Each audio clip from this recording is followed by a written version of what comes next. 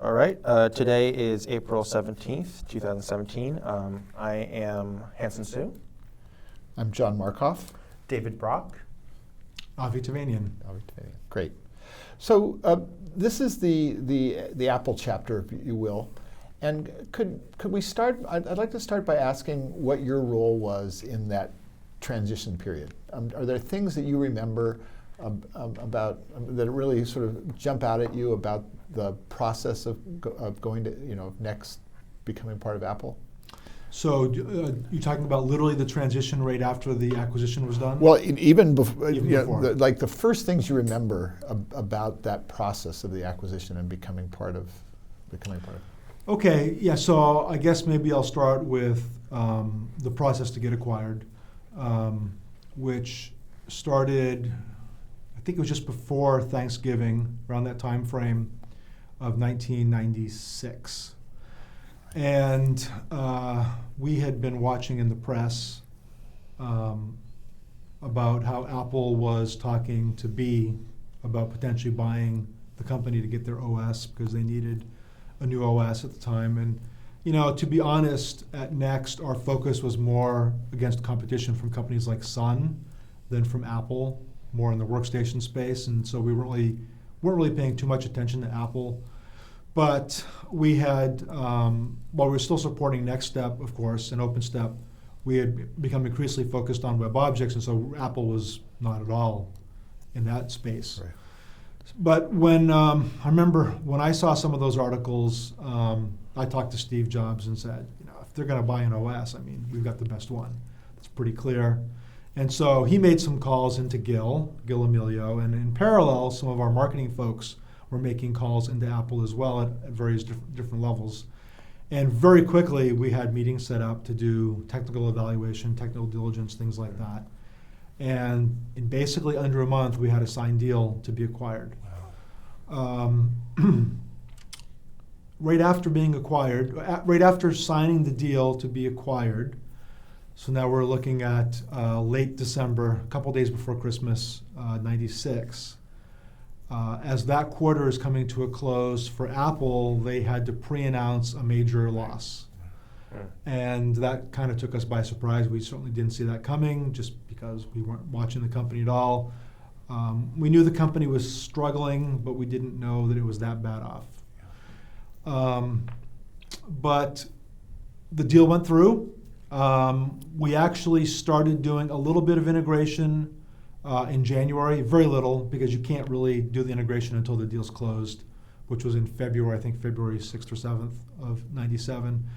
But I remember, some of the initial interactions were helping Gil to prepare a Macworld speech in early January, an ill-fated Macworld speech. Went on for like 3 hours. The longest text speech I've ever heard. All of us. It was amazing to watch it. And I say that in a not good way for people just reading the transcript. Were you in the audience or were you back? I was in the audience. Yeah. And our role, well, we had two roles. One role was ahead of time to help prepare Gil and his team for those parts of the keynote that would focus on the next acquisition. And that was only one small part of it. They had many, many other things to announce. Yeah. And then our other role was Steve Jobs did 10, 15 minutes of his own after Gil talked about the merger coming up. And Steve's part, of course, was very good. I think it's widely acknowledged that was the case. So that was one part of it. That was sort of the first thing, the real tangible thing that I remember. Another tangible thing that I remember was I started meeting with some folks who would either become my direct reports inside of Apple or were sort of key people at Apple that I would really need to get to know and work with closely, if you will, beyond who are coming over from the Next team. Yeah. And that was a pretty eye-opening experience for me because I got to see firsthand some of the things that were causing Apple to be in the state that it was in. So let me go backwards and then go forwards, because talk a little bit about the management team at that juncture on the Next side. Were you part of a small group of people who were making strategic decisions at Next? Yes. So, that's an interesting question, in that I don't think a lot is really understood about what was going on then. So I was part of the Next executive team for many, many years, either informally or formally, almost from when I started back in '88. But when we're looking in '96, the company had gone through some pretty big transitions. First, getting out of the hardware business, huge transition, and then transitioning toward a lot similar with the hardware business around that same time frame, running the software on multiple platforms. Obviously, if there's no hardware, it's got to be software. But also then transitioning or adding, if you will, the WebObjects business, which would have been very, very huge at the time. And so we had a small management team. I ran engineering. It was only software engineering at the time. It was all of engineering. We had a CFO. We had someone running sales. I think we had someone running marketing. It was a somewhat traditional but small management team. But something interesting was going on, which was as we transitioned out of hardware and as we transitioned more toward selling a web solution on the server side, it was an even more enterprise sale than it was before. And Steve was getting fairly uninterested in that, and he was getting tired of it, and he had Pixar going on the side. And so what we were going to do, in fact, had we gone public, and this is in the draft S1, we were going to form an office of the president, which would have been me, I believe, Mitch Mandich, and who's our sales guy, and I believe Dominique Trempeau, who's our CFO, and Steve, I think we probably would have been part of that. He still would have been CEO and chairman. But what we were really trying to do was also to take some of the load off him. So, and frankly, enterprise sales wasn't his expertise, so that was fine. And the rest of us, we were all fully engaged and able to take the business forward. So that's kind of what it looked like inside. And then was there a distinct board, and were there interesting board members that you remember that were involved in that decision that were separate from the management? So the Office of the President, you mean the Office of the President decision or the merger decision? So I'm pretty sure Ross Perot was still on the board. Yeah. I'm pretty sure Canon had a representative because they had done a $60 million loan. And if there was any other board members, I don't remember. Obviously, Steve was a board member. Yep. There may have been another, I don't remember. But it didn't show up as a separate decision-making. The key decisions were made at the management group level.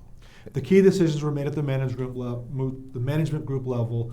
The decision to sell was, me and Steve and a couple of others. Yeah. And that was a no-brainer because we had a fair price.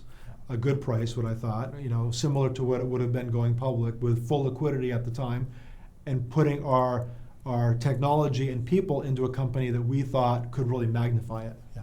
But this was taking, as I recall, Steve was coming back as kind of, initially he wasn't there as CEO, right? He was like a friend of the company almost. So now you're talking Apple. Apple. So when we got to Apple, we all got jobs at Apple, but Steve didn't. And that was all by design. Yeah. He didn't want one, and what job is he going to have, right? I guess they could have given him the CEO job then. He wouldn't have taken it. Yeah. At least I don't think he would have, but that wasn't what the deal was. And so, Apple knew that, and to Gil's credit, Gil knew that he needed Steve to help.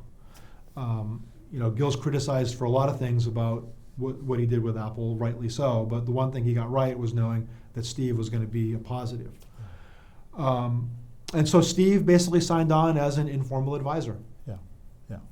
And do you remember at Steve's memorial, Larry Ellison told that what I thought was a really sweet story about them talking about how to go back to Apple And Larry had a very sort of cutthroat, Steve could make billions of dollars. I don't quite remember the story, but it was Larry wanted to make money off it. Steve wanted to do it because it was the right thing to do. Am I telling it right? No, sort of.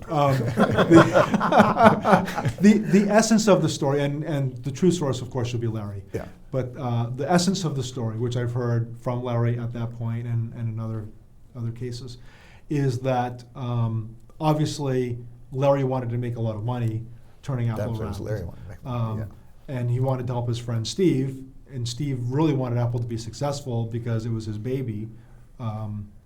And so Larry's sort of idea was he would fund the takeover and install Steve as CEO. And then together they would make it successful again. And Steve, according to Larry, Steve didn't really want to do it in a hostile way. He didn't think that was going to work. He didn't think that was going to be good. And he was still dealing with Next and dealing with Pixar. So that was a non-starter. Now, Steve never mentioned that to me, so I don't know to what extent it's been embellished or how it's changed as it's been repeated many times. Yeah. Did you? Oh, go ahead. I was interested in asking about the Bakeoff that you had with B. Can you talk a little bit about that? The Bakeoff. So there was allegedly a Bakeoff. I only saw one side of that or one part of that. But I've been told by people who were in the room that there was indeed a Bakeoff. And so as we were nearing the end of 1996, we'd done a bunch of discussions with the company, and they decided they wanted to do a Bakeoff, B versus Next. So we both went in at separate times, staged so we wouldn't meet each other there, to the Garden Court Hotel in Palo Alto. And I don't know if we went first or they went first. I'm not even sure. They may have gone first, but I don't remember.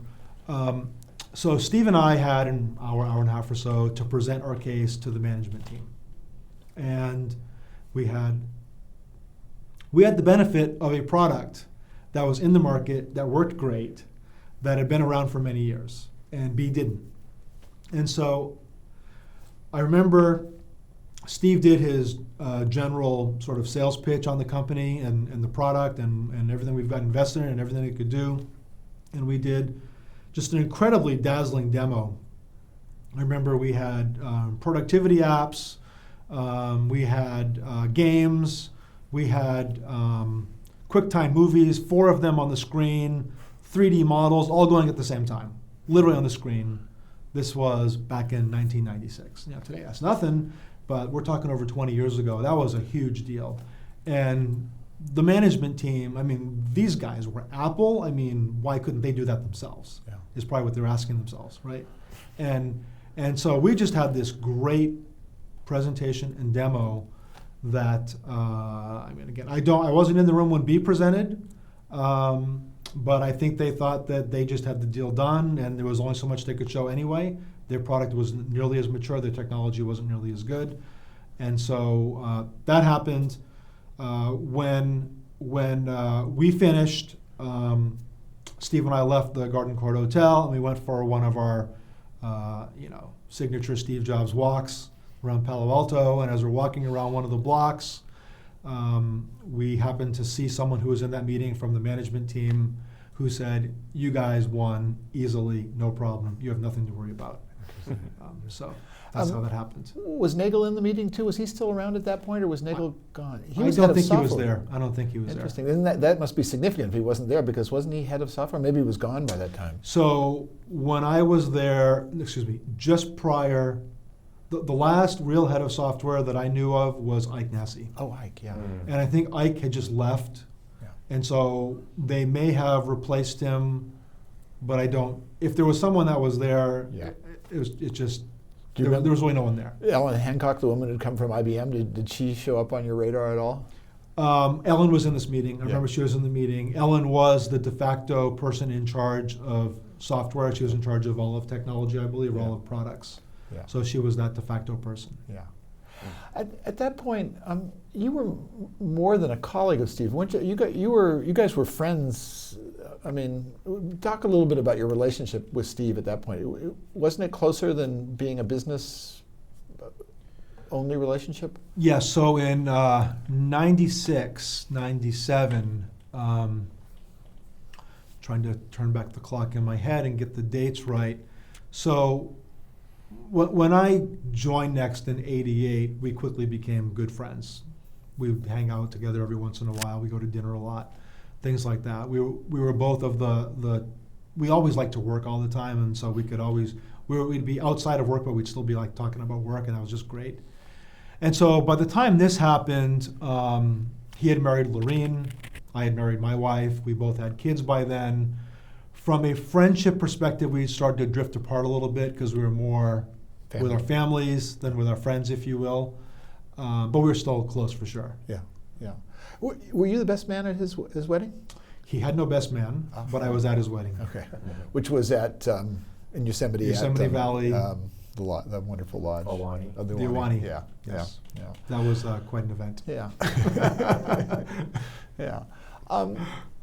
So what can you say about, I mean, so what's always striking is sort of the outside image of Steve Jobs versus the Steve Jobs I know through the people I know who worked for him. Okay. Which is, it doesn't connect often. I mean, people on the outside sort of say he can be harsh and a tyrant and all of that, and yet very few people left over a long period of time. The people who walked away from Steve Jobs are on the, they're just not. So there must be some disconnect. I mean, and I just wondered if you're aware of the sort of of that kind of outside versus inside image. Yeah, and maybe if we just back up a second, you asked if I was the best man at his wedding. I wasn't, but maybe what you're thinking is I put together his bachelor party. That's what it was, which is normally something the best man would do. Yeah. But someone had to do it, so I stepped up and did it. Yeah. Anyway, so you kind of asked a couple questions about him there, and I think one thing I'll say is I explicitly asked him one day, so what's it like being famous? And you've got this persona of who you are, what people think you are versus who you really are, and they're not necessarily the same. And his answer to me was very quick and very straightforward, and not like he had to think about it all, he kind of knew his answer. Well, that public Steve Jobs is kind of like a brother. He's just some other person. He's not me. He looks like me. He sounds like me, but I'm a different person. My private person is a different person. And it's just a different person. Yeah. So he kind of dealt with it that way. Just, that's the public view of who I am, and that's a role that I take on. It's like an actor, but a brother, very, very close. Yeah. And then the other part of your question is, people. He was hard to work for, known to be hard to work for, yet people seem to stick around. Yes and no. He was hard to work for much of the time, but he was also great to work for much of the time.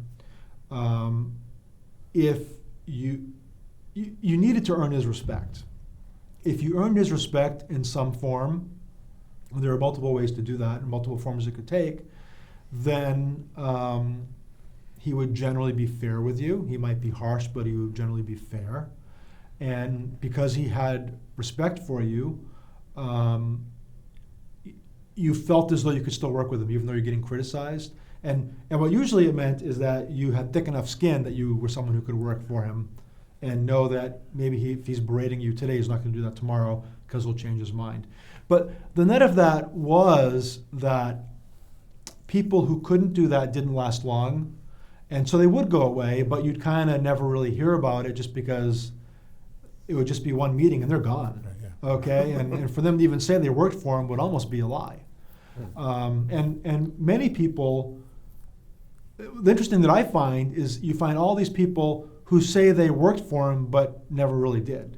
They were like maybe in a meeting with him one time, okay, and suddenly that's elevated to I worked with Steve Jobs. Yeah. And there are hundreds of, if not thousands of people in the Valley and beyond that now say that, which is, if someone says they work for Steve Jobs, I like to say, I don't even know who that person is, they probably didn't. Mm-hmm. Okay? And that's usually the case as opposed to the opposite where they really did work for him and work with him on a substantial basis. People have told me that he would often reject ideas, but if you were forceful and stuck with your idea and didn't sort of back off, he would ultimately adopt things that would he would internalize them and become his ideas at a certain point. Absolutely true, and not always, but it was possible. And the strategy was to get him to adopt your idea, right? Because then he would go out and sell it. And, one day, black could be the most important color in the world, and then the next year, and anyone who thought white was an idiot, but then the next year it could be the opposite. White is it, and anyone who thinks black is it is just wrong. Okay, and it's not because the trend changed, it's because they're just wrong. And so I don't want to say most of the time, but frequently he would push back on things just to see what was going to happen, right? Mm-hmm. So if you present an idea to him and he says he doesn't like it, then what he's really saying is, well, I don't really know if I like your idea or not, defend it, okay? Yeah. And if you could then defend it, and it might take a while, okay? If you can defend it, then he'll go for it. And I have a great example of this, which I won't wait for you to ask about, because it's a great example, and it's something that I didn't even remember or even realize until he mentioned it in a press report many, many years ago. So when we were doing the early versions of Mac OS X, one of the differences between Mac OS X and the prior Mac OSs, 8 and 9, was that Mac OS X had inherently built into it authentication. They were quote, users, right? Whereas the Mac, the old Mac, was just, it was your computer, right? There was no who you were or anything like that. You didn't log into it or anything. And as we were trying to figure out what Mac OS X should end up being and reconciling it with the past and not being too disruptive to users while adding in a lot of new technology, Steve really kept pushing back on this notion that you had to log into your computer. He thought that was just wrong. You should never have to do that. It's your computer. It's on your desk. When you turn it on, it should be right there at your desktop, and you're the owner. And so if you think about when we're having these discussions, this is 97, 98, 99, okay? Very early on, before people thought about security in computers very much. And we'd have this discussion once a week for many months. And he would keep complaining, and I would keep saying, no, we need it. But at the time, I could never really articulate a good reason why we had to have it. Because no one was talking about security. We had it because we had a Unix heritage, and Unix systems had this.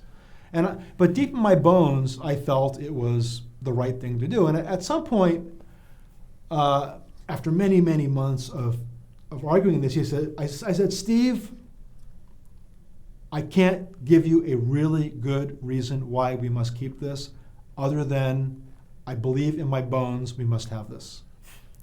And he said, okay, just make it easy to use. Okay? Which we did. And now when if you turn on auto login, your Mac logs in automatically, right? Yeah. It just works. I mean, your phones have the concept of users in them, but you never see it. Yeah. Okay? And so as time goes on, we ship the product. A few more years go on. What happens? Windows starts getting targeted by viruses. For the simple reason that you can download and install software by just accidentally clicking on a link, and nothing ever pops up to stop it. Whereas on the Mac, when you downloaded and clicked a link that was going to do something that required any kind of privilege at all, it prompted you for your username and password. And that was one of the reasons the Mac was spared so many years from getting these. And he realized many years after this decision that trusting my gut feel, and I couldn't articulate that reason then because that wasn't an issue, right? Yeah. But it turned out to be one of these really smart things that we did that he agreed with, because he had a certain amount of respect for me, and because he knew that if I felt really strongly about this, even in this case where I couldn't articulate the reason, he had to go with it. Interesting. That's what and so that's just kind of how he operated. Yeah. But you really had to keep pushing on him to do that, to get him to finally agree. That was not easy. Yeah. So that culture that you guys came into, I mean, it wasn't. Gil Amelio was a creature of the semiconductor industry, and he had sort of cobbled that on top of the Apple culture. I remember when I interviewed Steve early on, he described the first time he saw Gil's executive dining room at Apple, and he told me about the silver and how shocked he was at the silver and how that had gone away. How hard? What were the cultural things like when you first came into into Apple? There was definitely those things you talk about. Food was plated into a really fancy dish, and things like that. Not that, I mean, that might happen if I were to go to a board meeting and there was lunch being served. Yeah. If I was just getting lunch on my own, I'd go to the cafeteria and get it, like most people. There was definitely some of those things. And to me, you know, my prior career had only been in a small company, startup, next, right? Or academic situation where you don't get any of that stuff. And I just thought, well, whatever, who cares, right? I mean, I'm here to build products, right? And if they want their dinner or lunch served on a nice piece of china, great, who cares, right? It's a big company, we got lots of money, I guess in the grand scheme of things, it doesn't matter. But I don't know that was really a cultural thing that hurt the company from a product perspective. I think instead, I don't know if it's a cultural thing or a management issue. What really hurt the company was it had gotten very successful on a product that was paying all the bills and completely lost focus and had a bunch of truly smart people who were off pursuing their own things without any cohesive strategy and no leadership really figuring out, well, what do we do? What's important to do? And, you know, every decision could be second guessed and cause massive debate, and decisions would not be made, or even worse, you could have two really smart people completely working against each other. Yeah. And that's really what the problem was. And when you came in, I've forgotten now, were Taligent and Kaleido completely gone already by that time, or were there still sort of vestiges of that? Did you have to sort of, you know, carve that away? Those were not things I had to carve away. They may have still been around in some minor form, but they were not issues. They were not issues. Yeah. All the issues that I had to deal with were, 90+% internal issues. Building a new software design culture at the company?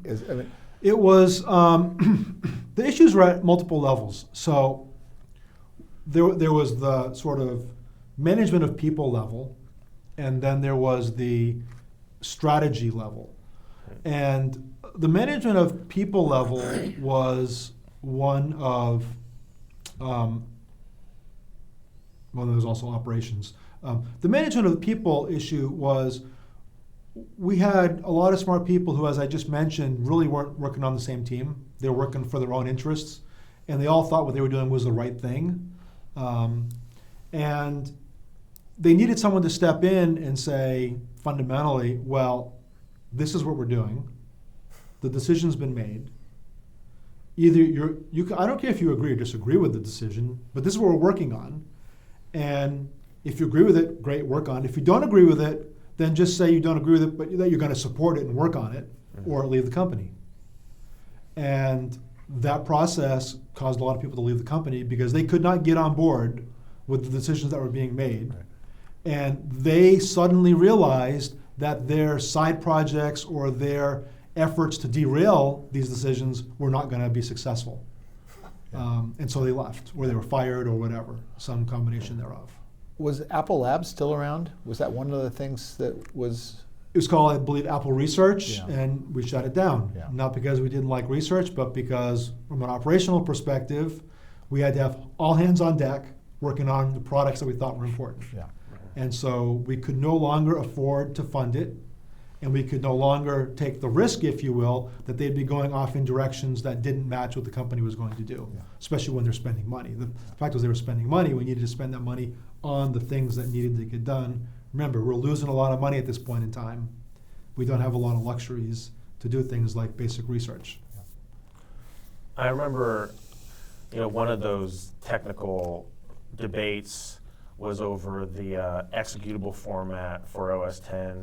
There was this Mako versus PEF format. I remember being oddly acrimonious at the time over something that seems kind of trivial or not so important in the long run. So I don't remember that specific technical back and forth, if you will, to be generous. But there were many like that. And generally, I would like to believe that every decision we made was the right one for the right reasons. So good technology, the right technology, good fit with customers, standards based, or if not, whatever's appropriate for what it is, all those kinds of things. But we definitely had a lot of passion inside the company for different things.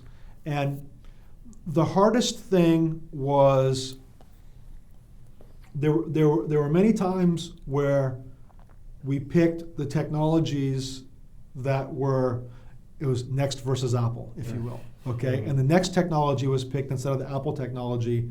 And it was usually because the next technology could be shown to be demonstrably superior in a number of ways, but people didn't want to believe that was the reason because they just thought the Apple side was losing. That was not the case.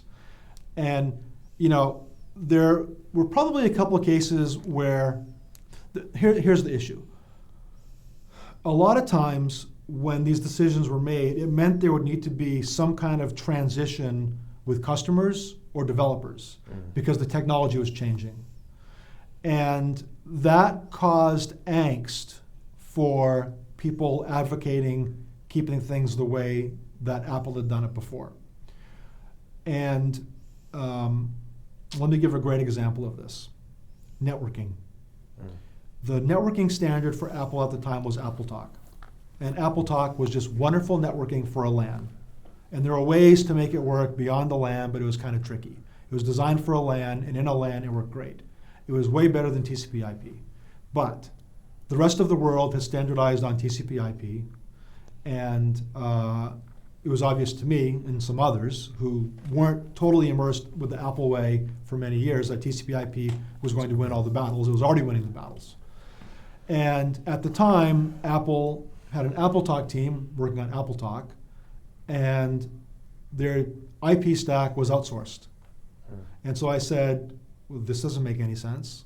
Networking is a key part of the product.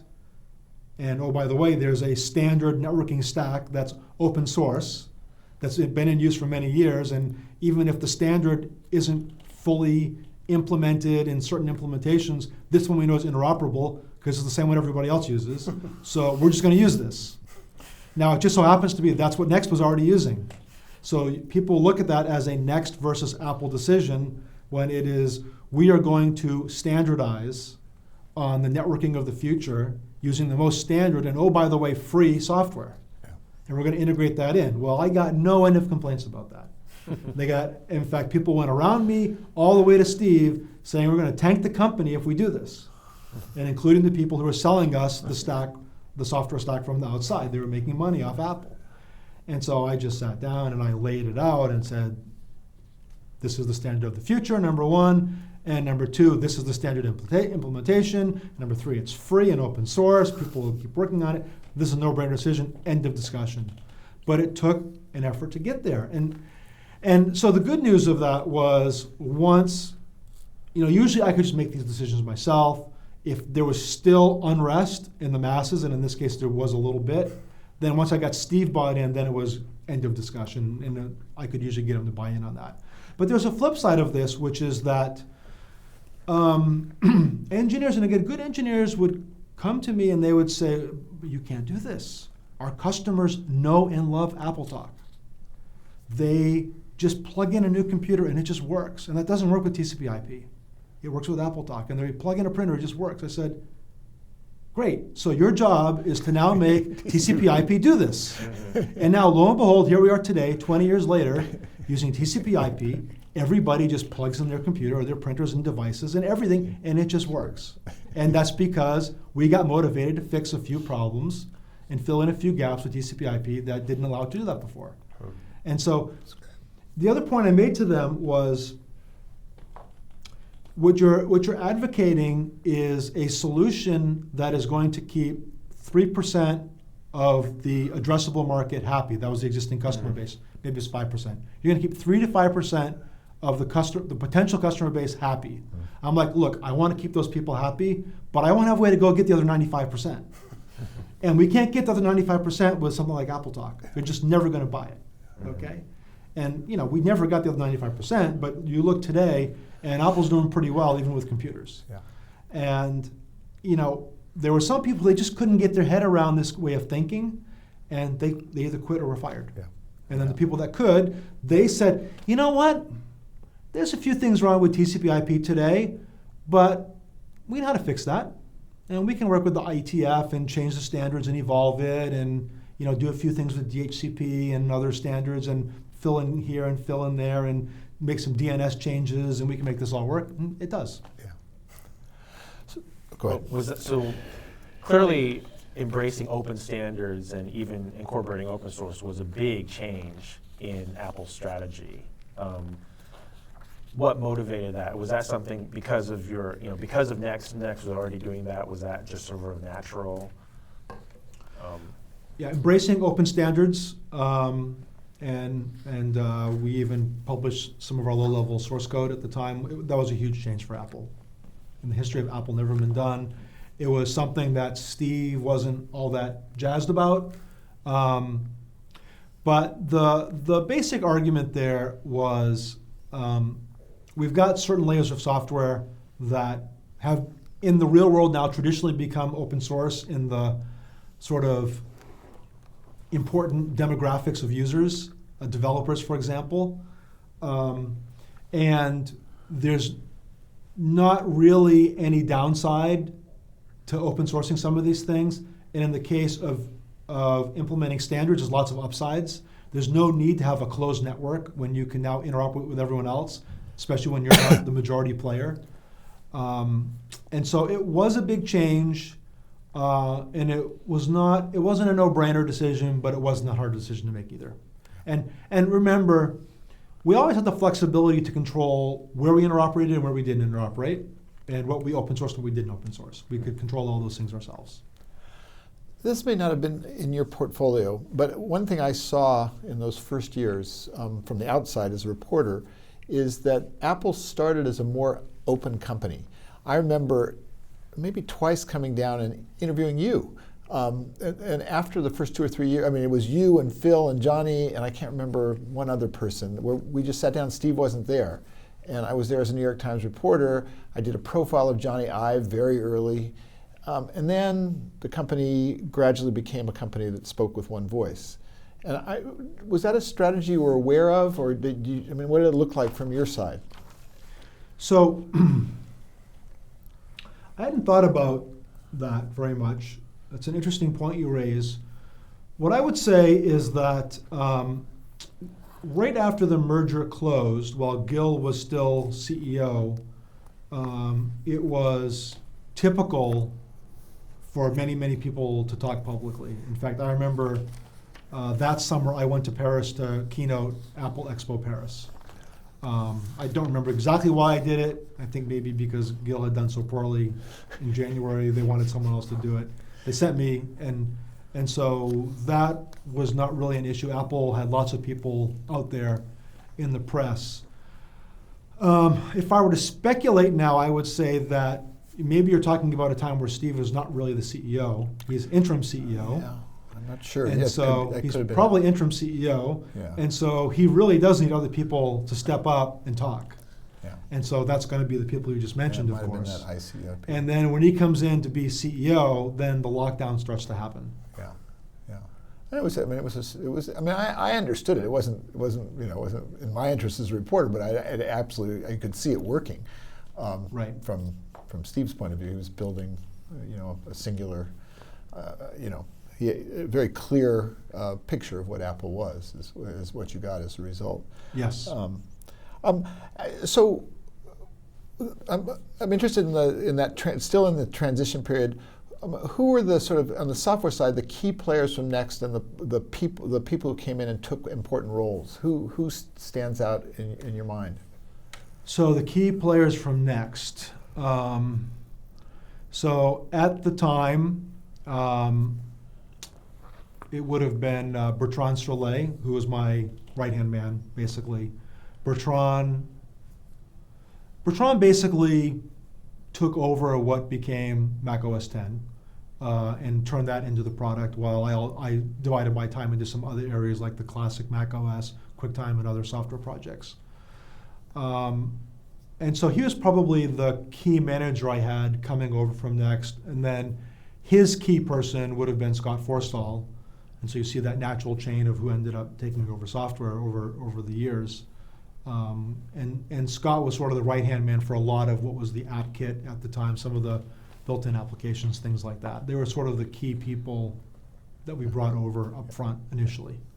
Was there ever any question about, as the merger happened, about that role that you took as Senior VP of Software, or was that part of the deal?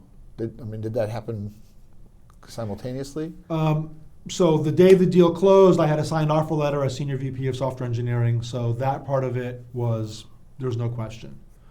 What I think was more in question was, well, what are the actual responsibilities and how does this work in this huge organization, which we kind of worked out. There was, Ellen Hancock was still very much in the thought process of what strategy was and things like that, and still sort of had Gil's ear on strategic decisions, which was causing a little bit of trouble to get things done, but we worked through that. Yeah. And what was it like to work for Gil? You spent some time working for Gil Amelio.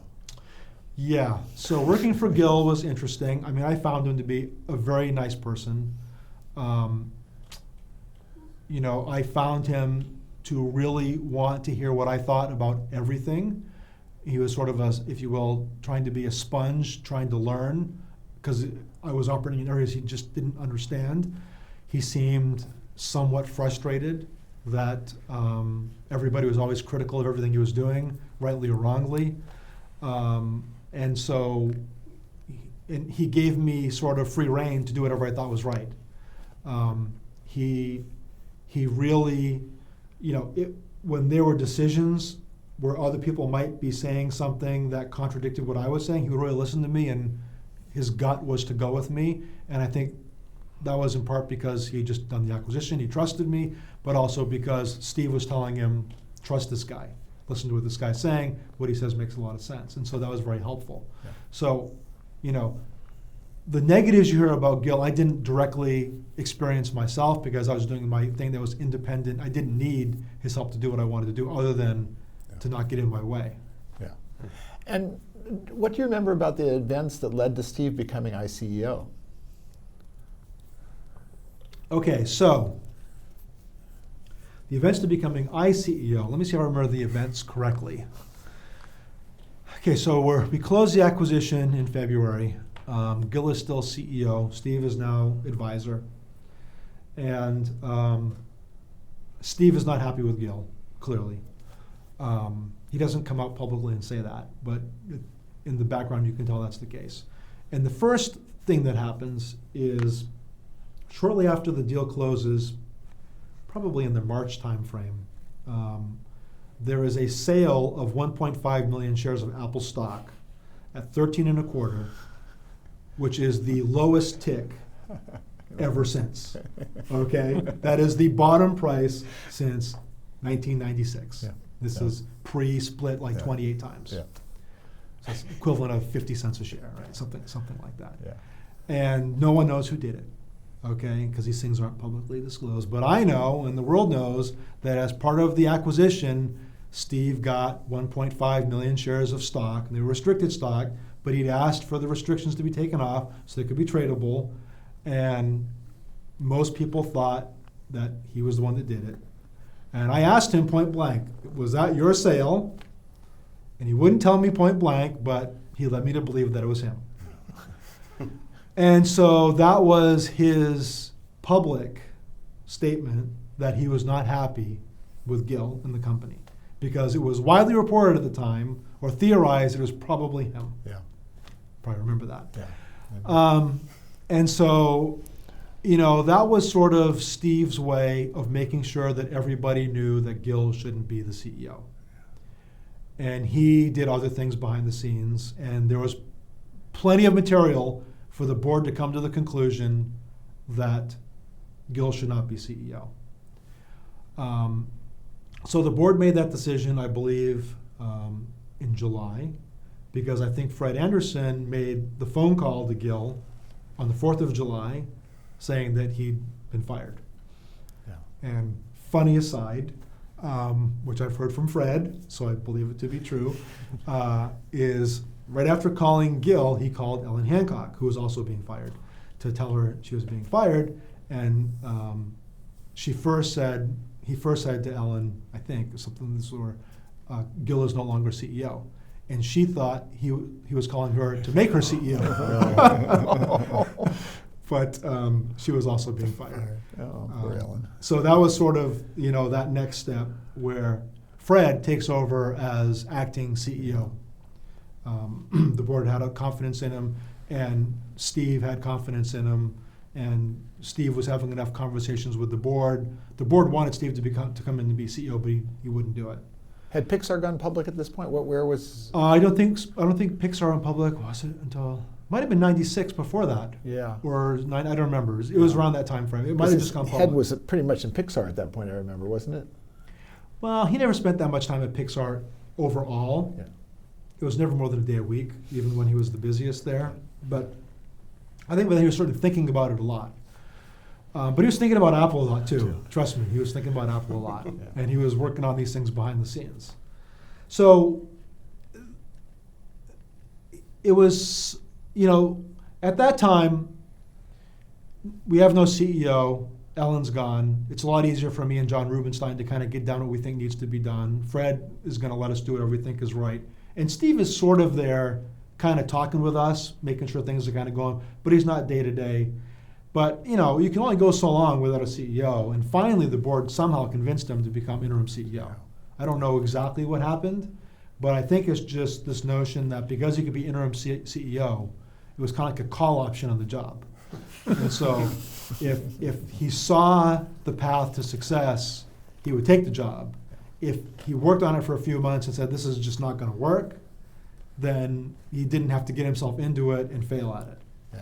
Yeah. But he dug right in, and he started making some big decisions that we were all supportive of, and used his name essentially to get behind what was going to go on, things that were very unpopular. Yeah. Like what kinds of decisions? Like canceling the sabbatical program. Right after a certain number of years, everyone was entitled to a 6-week sabbatical. And remember, there was this email that he forwarded to all of us he'd received. Well, there's an email that went around to the whole. He had sent an email to the whole company, saying, outlining a few things that were going to change. That was the sabbatical was one of them. And there were 4 or 5 other things. And then someone had forged another email and sent it to the whole company that was sort of a parody of this, saying, and you must now work 24/7, or it was just horrible. It was horrible. Was that was remember the Park Different controversy? Yeah. Was that around? Well, that was sort of an ongoing joke, yeah. right? There was not one controversy; it was an ongoing joke. Okay. Yeah, and there are plenty of pictures to document that. There are many stories of Steve Jobs in vehicular violations. At what juncture did the Microsoft investment happen? That was that summer. Yeah, it was.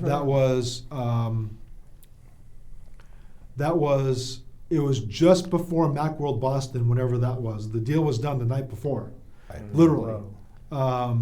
Because it was announced the next day. Remember, with the video of Bill Gates and the front page picture in the New York Times with a little Stephen, exactly, the Big Brother Bill. Big Brother Bill. That's right. So there's no time to rehearse to make sure it's going to look right. It was just that's the way it was. Yeah. So that might have even been that July that year. I think it was. Yeah. And were you involved in that discussion? Yes, yeah. I was, because we had discussions related to. It was a big deal. It was Microsoft was investing, patent cross license. This happened, yeah. And we agreed to make IE the default browser on the Mac. That's right. Yeah. Those were the sort of 3 big things. Yeah. But which later turned into an antitrust lawsuit. Yeah. Did you get Did you have to testify? You did have I to was a testify. witness, Yeah, yeah. that's right. Yeah. Yeah, I was a second witness for the government. That's right. That's right. Okay.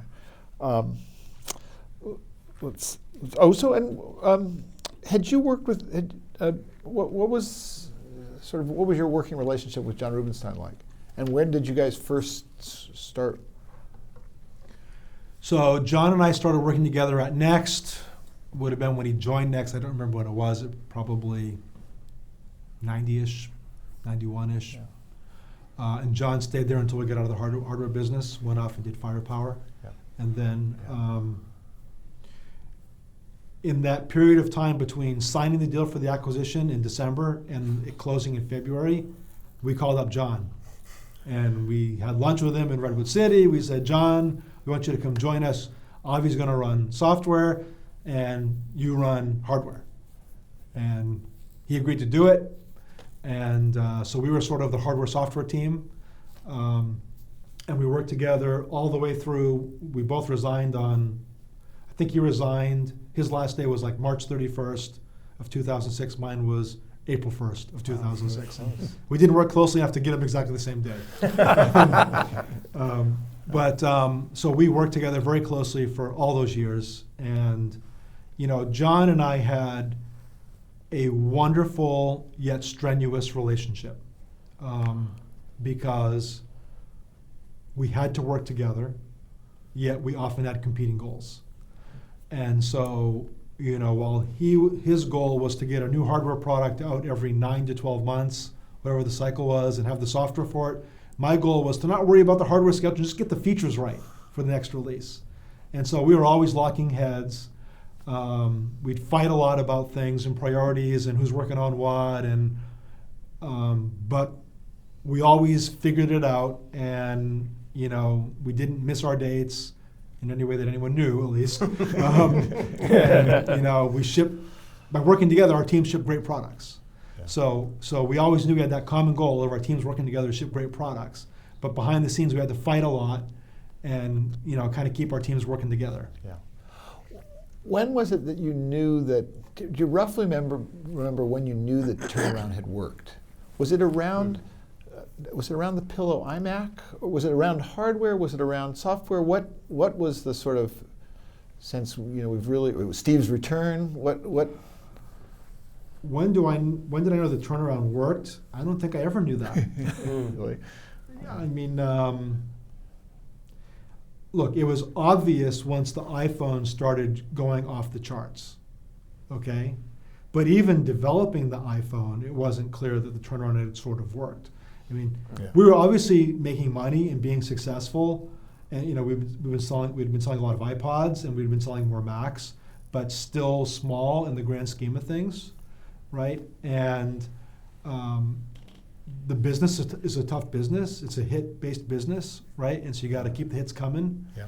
And it's a competitive business, and I guess maybe we felt things probably didn't feel as dire once we were getting some traction with the iMac, and once we had Mac OS X out there and customers really starting to use it. Those were probably two hardware and software events that really told us we didn't have to worry about. There was no existential problem, okay? But frankly, we were still described in the press as the beleaguered Cupertino company, right?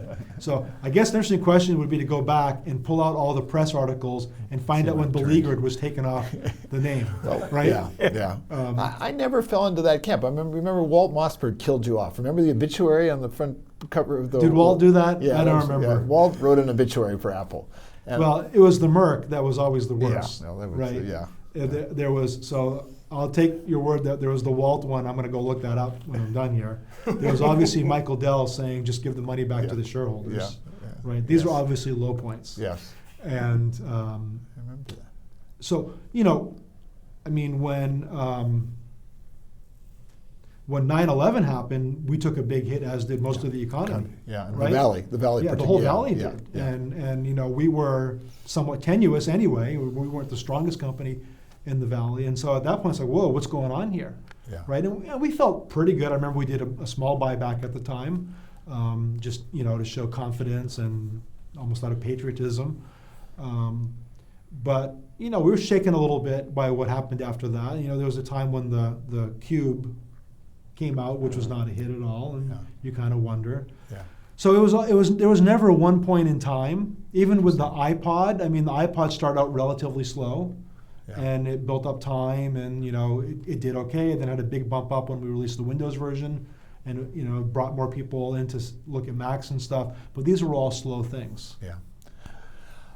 So there was a moment where I gained my greatest respect for Steve as a strategist, and it was an interesting sense. He telegraphed to me this switch to Intel a year before it happened as like this chess match in the computer industry, and I didn't get it until you guys made the switch. And it was about video games going to the PowerPC architecture and PCs going to the Intel architecture.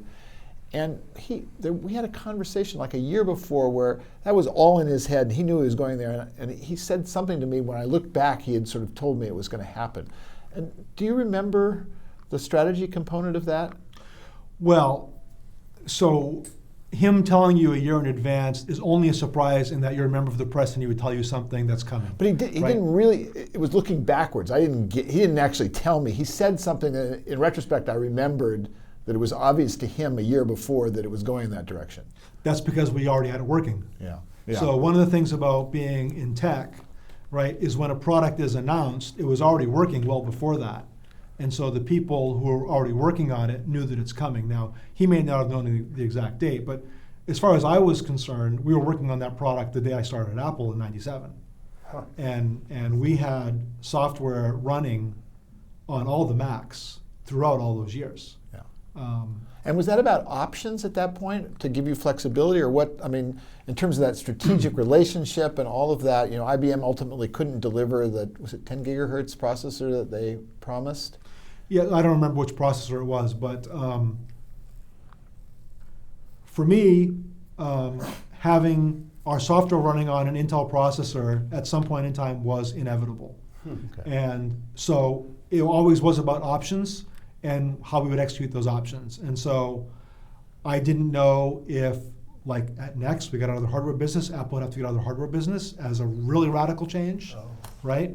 In which case we'd have software to OEM to different people, or we'd be in the hardware business, maybe building premium computers, which Apple's always been great at, with someone else just doing a super low-cost computer, right, which would probably be based on an Intel processor. There are a whole number of, or what eventually happened, which is just switch the heart of the Mac to an Intel processor when the other vendors couldn't compete on whatever axis mattered. And so to me, it was inevitable. And so I viewed my job as running software. I knew that at some point in time, Steve was going to say, I need this product. Okay, and I knew starting from scratch, it was a 3 to 5 year effort because of everything involved, okay, to port an entire OS and do emulation and everything else. And so I knew I had to have it ready so that when it was time to pull the trigger, we could get it out in 9 to 12 months, which is what we ended up doing. Yeah, that's remarkable. The end of Newton and then the roots of what became the iPhone. What did it look like from the inside? Okay, so the end of Newton, that was one of those straightforward decisions where only a handful of people second-guessed it. Yeah. People in the Newton division, interesting technology, no market traction after a long time, spending a lot of money on it, we got to focus, okay? Wasn't clear where the volumes are going to be here. So that was relatively straightforward, relatively easy. Although it did take a while to get that to happen, and that was in part because Newton was often a separate division. Neither John nor I owned that. If either one of us had owned that, it would have been gone instantly. But it was kind of off on some side with other management. They were just kind of keeping it alive. Longer to kill off, like printers and other things that were just hanging around that needed to be killed off at the time. The iPhone was interesting in that I remember the first time I thought we would seriously think of doing an iPhone someday was when we introduced a feature in macOS 10 called think it was the dashboard feature. That is the feature where you press one of the keys on the keyboard and it brings up a bunch of widgets on your screen.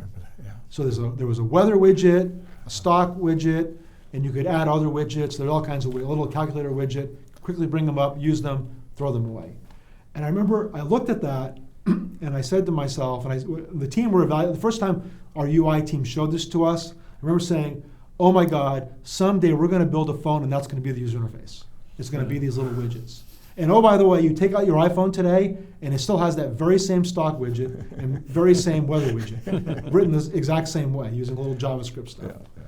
And so that was probably, got to be early 2000s. Yeah. And along with that, and I forget the ordering of these things, we had done some experiments with tablets using multi-touch. And so our lead guy doing a lot of our user interface stuff had built this prototype where using multi-touch, you could, with multiple fingers, drag a map and zoom in and spin it around and all this kind of stuff. And we thought that was totally cool. And so the hardware guys built some prototype tablets, a few dozen of them maybe, that did a few of these things. And I had one in my office, and I'm sure John did, and Steve, we all used them. But this was just when we were getting Wi-Fi out there, so it must have been early 2000s when the iBook came out with Wi-Fi. I don't think we had Wi-Fi in this. It might have, but it probably did have Wi-Fi, but that was it. So this product was only useful in a couple places where you could get Wi-Fi. You couldn't get Wi-Fi very many places, right? Wi-Fi was still unusual. Yeah. No one had it at home, and there was no data networks that were useful. So we thought, hey, this tablet's kind of interesting, except that it's not useful. And this was back when other people were trying to ship tablets and finding there's no market for it for the reasons I just described. Yeah. There's no connectivity to anything. So we shelved all that. So we shelved that, and we kept going on the widget stuff and kept improving that. And then at some point, it just started to make sense that you could, in the form factor of a phone, have enough processing power and a multi-touch display and add this software to it and have it actually work. Yeah. Now, when we started working on this, I don't know, 2004, 2005, whatever it was, somewhere in there, no one really knew where it was going to go. Yeah. It was another iPod-like project. We're going to try it. We're going to see what happens. Yeah. Well, were you around for the debate about at that point the BlackBerry had the RIM had sort of that was becoming, I think it was out there in the world, this notion of this chiclet keyboard. I heard that there was an internal debate about whether you would have a virtual keyboard or whether you would actually have a physical. As a matter of fact, I heard that Phil Schiller was on the wrong side of that debate, that he was committed to keeping a keyboard in the. Were you in those debates? So there was not much of a debate. I mean, there's always debate about everything, and let's just say the extent to which there was such a debate, it didn't matter because the decision had been made. There was going to be no keyboard, and so you can keep talking about it if you're blue in the face. And I don't know if Phil did or didn't. Yeah. I honestly don't remember. Yeah. But the advantages of no keyboard and a complete display Right. were obvious, and it was one of those Steve Jobs, there's going to be no rescue boats. This is it. We're going to, everything's going to be bet on this. Yeah. It's make or break it. It's either going to work or not. Because once you put the keyboard on, you're going to make decisions that are not good decisions. Okay. Yeah. It's like going back to the TCP IP thing. Well, Yeah. this is what we're going to do. Make it work really well. Yeah. Okay. And if it doesn't work really well, you screwed up. Yeah. Okay. And so there was no serious decision to be made. The decision had been made. Yeah. What was your role during that whole period? So by the time the serious work got going on the iPhone, I was mostly on the way out. So my role was mostly, I would say almost, I don't remember saying, my role was heavily to make sure the software strategy was right. And we had, that was a project Scott Forstall took on himself to pretty much own, and at least from the software perspective, to make happen. And my goal was just to make sure the software was going in the right direction, and then let Scott and the team deal with it all. Yeah. And then the kind of what's the right way to describe it? Was there always tension between Tony Fadell and Scott Forstall? Was that always a contentious relationship? Gee, I don't know if I should answer that question. It's okay. Don't. Yeah, I probably should. I mean, Yeah. look, Tony and Scott are both great guys who have, it's like me and John, we would argue a lot, but at the end of the day, we'd come to terms and make the right decision to get things done. Yeah. And let's just leave it at that. Yeah. Okay. We didn't ask about, so the Rhapsody to Mac OS transition, could you talk a little bit about that? How did it evolve over time? Yeah, so I mean, the Rhapsody to Mac OS transition was largely a marketing thing, right? I mean, that's about, we can go from Mac OS 8, which was just coming out when we all joined Apple, to Mac OS 9, and then Mac OS 10. It was a great marketing story where we're just completely upgrading all the technology in a way that is as seamless as possible to users. There were multiple layers of compatibility built into it, and so instead of just telling customers something's completely different, it's just transitions. Like with the hardware, one day a Mac had a PowerPC, the next day it had an Intel, right? But it was still a Mac. Yeah. I remember the key difference from the way that Rhapsody had been pitched initially to the rebranding as OS 10 was the availability of Carbon. And initially he had tried to sell Rhapsody being completely based on the Next APIs, or the yellow box as you'd called it. And it seemed like there was a lot of developer pushback. And then Carbon was announced the next year. What was the process like of getting Carbon up, and how critical was Carbon to the success of OS 10? Yes, so the issue was to release a new OS, you have to have a way for developers to bring their apps forward. And we had what was called the Blue Box, which could run a traditional Mac OS app just in an emulation mode, if you will. But that really wasn't good enough to letting Mac apps take full advantage of the new OS. And when we talked to a lot of the big ones, Adobe, Microsoft, and others, it was clear they had good reasons why they couldn't just switch over to the new APIs. It was just a lot of work. And so with them, we basically agreed to build an emulation layer called Carbon, which was a large part of the Mac toolbox, running on quote-unquote Rhapsody, if you will, giving them the way to link against the new API to get most of the advantages of the new OS. Now, we were able to pull this off in part because, little known secret, is if you go back in time and think about QuickTime, QuickTime was a Mac application which also ran on Windows.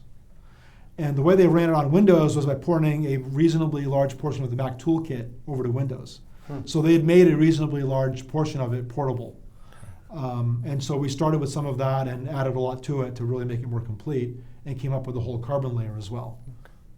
I'd forgotten this, but there was this idea of OpenStep yellow box for Windows, but that never really, what became of that? Do you remember? Yeah, so that would have been continuing the OpenStep for Windows product that Next had, and never became that important, never became strategic to the company. Yeah. So it wasn't pursued. And going from Mach to Darwin, how challenging was that? Well, Mach to Darwin is no change. So Darwin was is Mach. the Mach kernel that we used, open sourced. Okay. So, we obviously over the years made many changes to it, and add the Unix layer, the free BSD Unix layer into that. That's what Darwin was. Okay. Yeah. Was it difficult to open source it? Or? I assume you mean from a sort of a philosophy or philosophical perspective. It wasn't that hard because large parts of it, both Mach and Unix came from open source environments to start with, so it was very natural to do that. Yeah. And I remember, when OS 10 shipped, Carbon and Cocoa were, the message was that these were both peer frameworks. They were both considered native, and they would, for the foreseeable future, both be going forward. Obviously, in the long run, that wasn't going to be the case. But at that point in time, where did you see the sort of arc for how long Carbon would be continuing to be supported?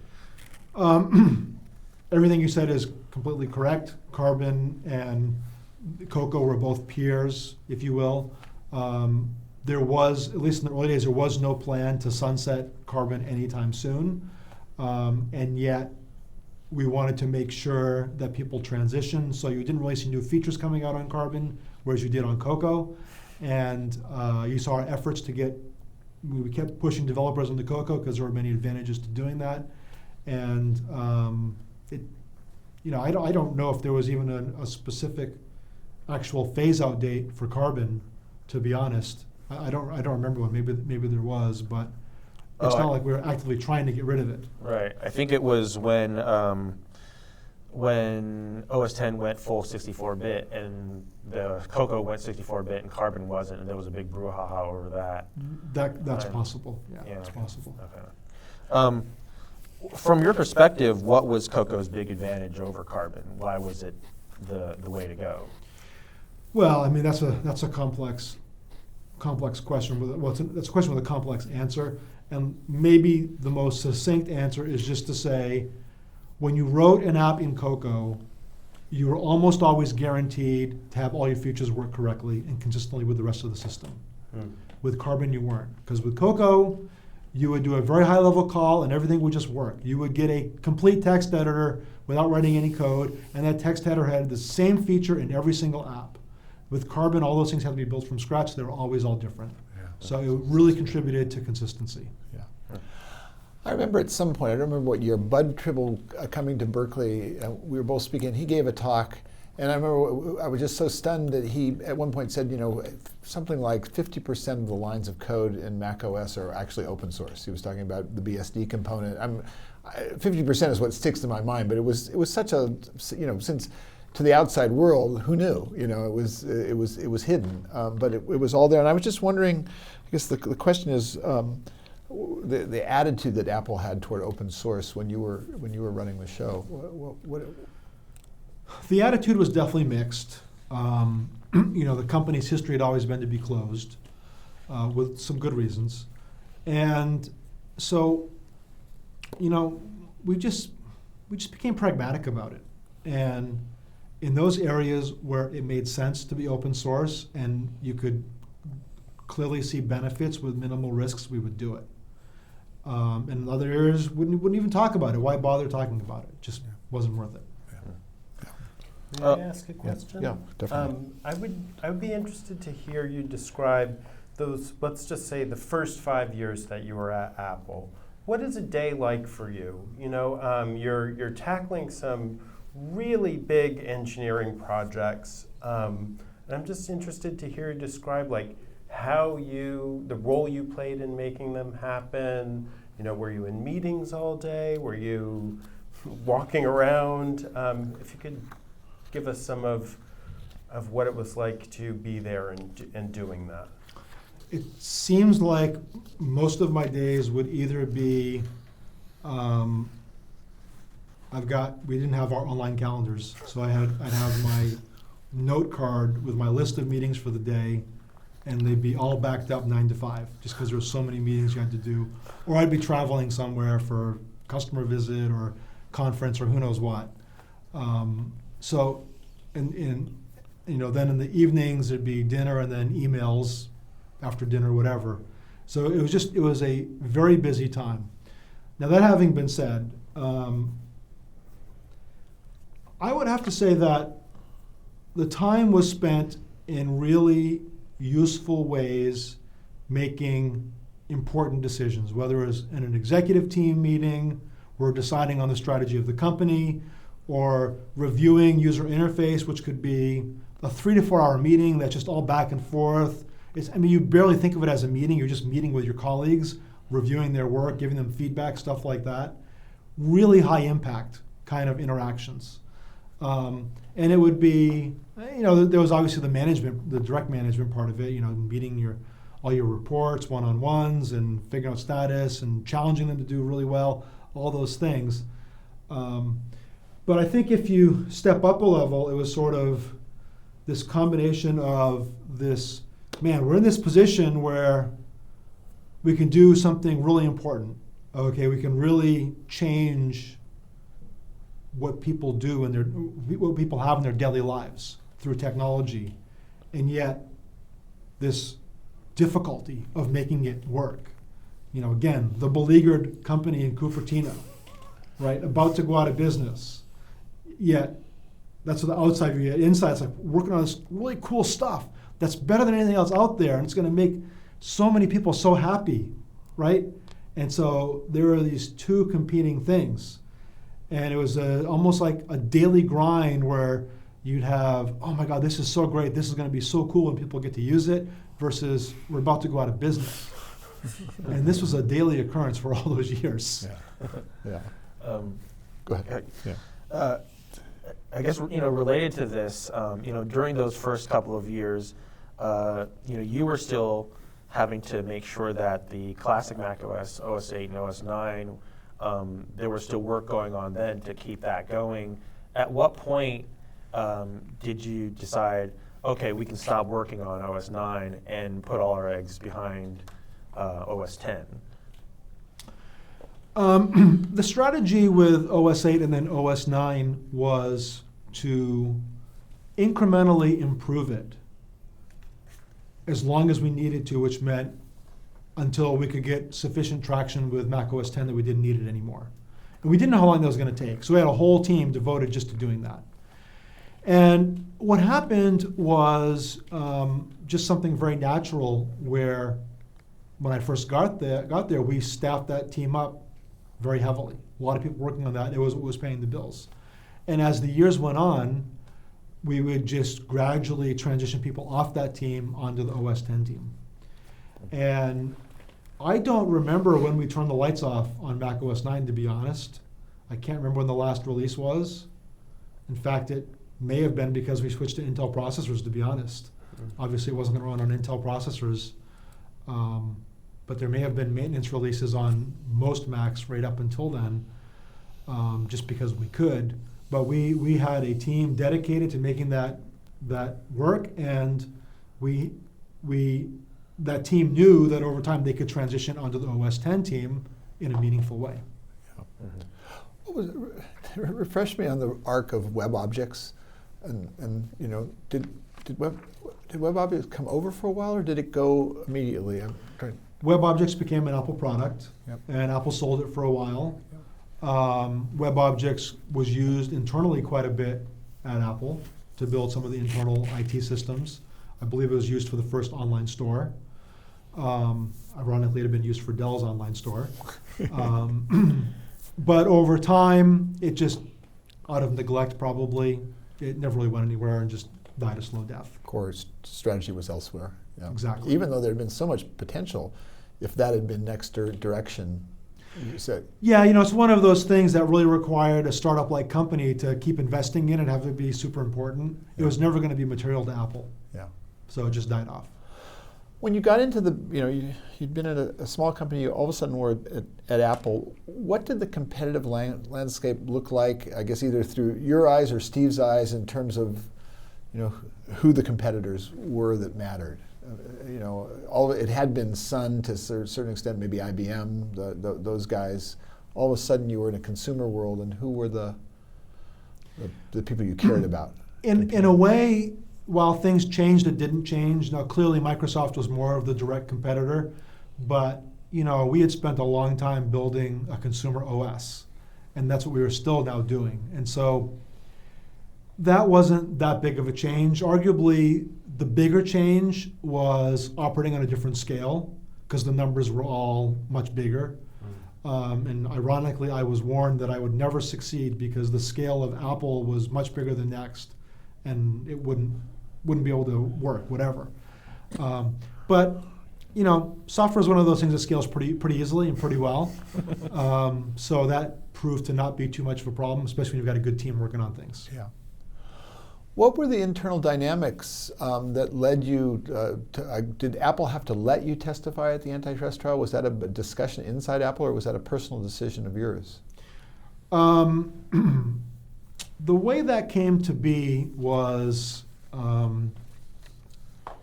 think it was Netscape that had taken the lead with the government on driving that lawsuit. And so the government was looking to build its case, so looking for other people to testify on their behalf. And obviously, Apple made total sense, right? having been in the crosshairs of Microsoft for so many years. The deal to bundle IE was an interesting part of that. And so what I believe happened at the time was they were trying to get Steve Jobs to testify. And he said, no way, that's not going to happen. And he volunteered me. That makes it very simple. Right. So I had to do it. Did you ever cross paths with, I think he was sort of your equivalent a little bit. No, it was maybe one step below, Steve McGeady at Intel, who also testified. He was the one who, oh yeah. what was his, I mean, he gave the quote to me, and now I'm forgetting what his quote was. It was about burying, we'll cut off the oxygen supply. That was... Right. I don't think I ever talked to him, and they were pretty good about not wanting witnesses to talk to each other. Yeah, okay. The actual event and going to Washington and stuff, do you remember anything about it in particular? Was it fun? Was it like terrible? It was an incredible experience. I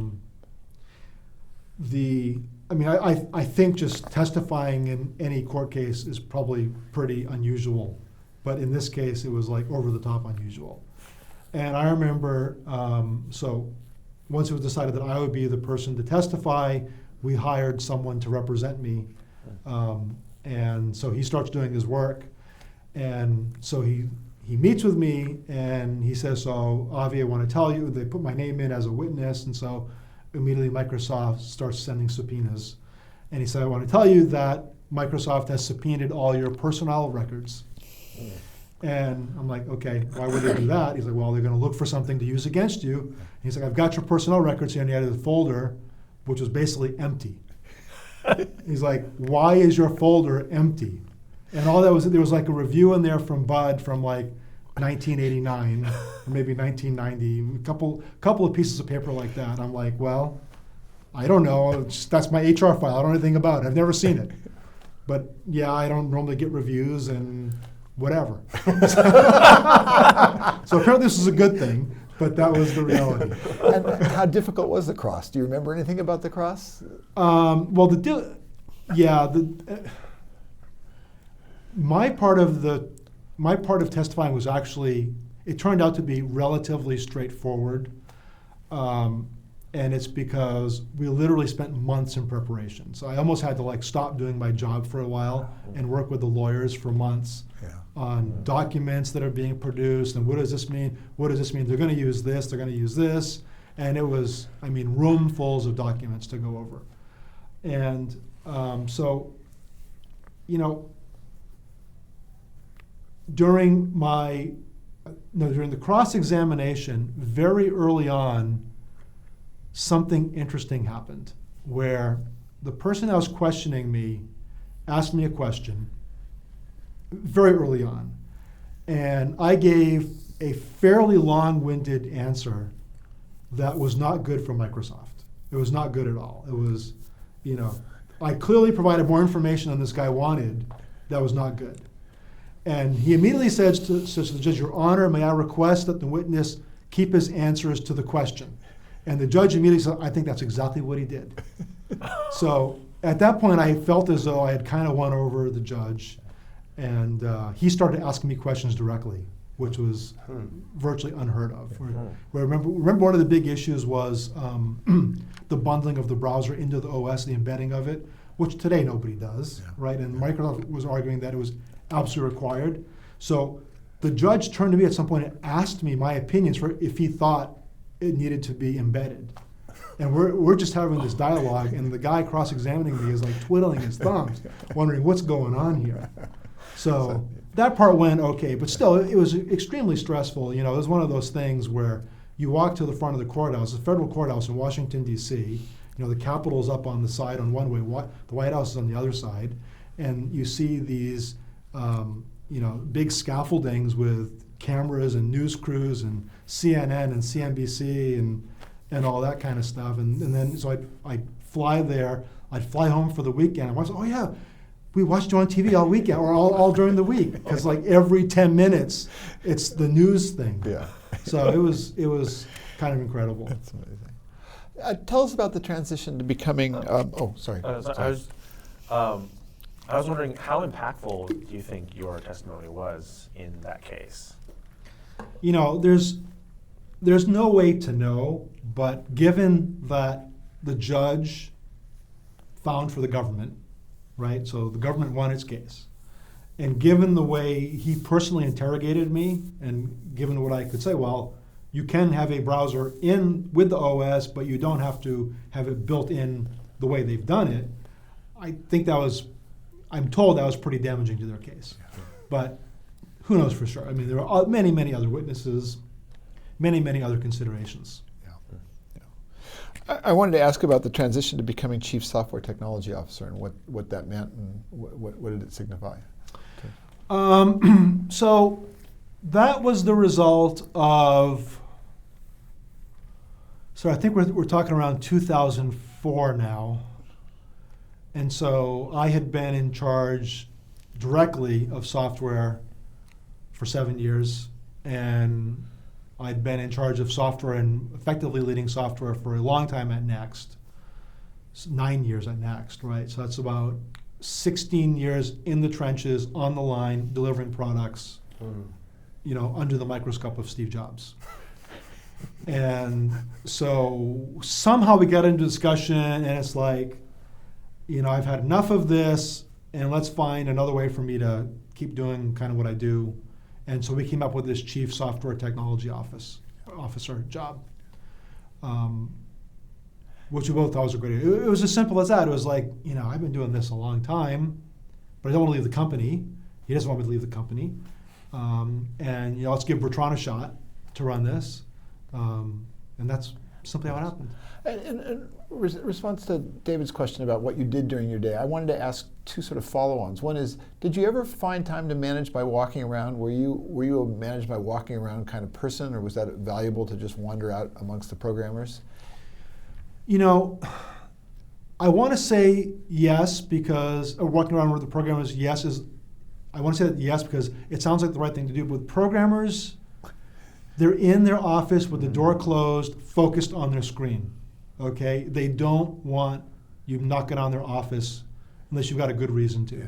So what I would do instead was have a strong presence either with a communication meeting, talking with everyone, fielding questions, or in review meetings where there were lots of people, 20, 30, even 40 people reviewing a product, being part of that process, asking questions, using all the products, filing bugs for specific engineers against certain parts of the project, doing all those kinds of things, which is a form, I guess, of walking around, but not literally walking around. So I was very much in the stream of consciousness of lots of people, but in a way that's a little bit perhaps unusual or non-standard. And then, you know, the kind of day you described where you're basically interacting and responding all day long and even into the evening. When you became the software technology officer, did you actually get the time to think more than the next product release? I mean, and what's that like? I mean, to actually think more than one generation into the future. Yeah, so that was a total change. The days were not booked all day solid. I didn't have any direct reports anymore to deal with, and Bertrand dealt with all that, and I could just kind of go around and literally poke on things, and you know, I'd hang around with Steve and see what products he's looking at, review things, which was sometimes good, sometimes bad.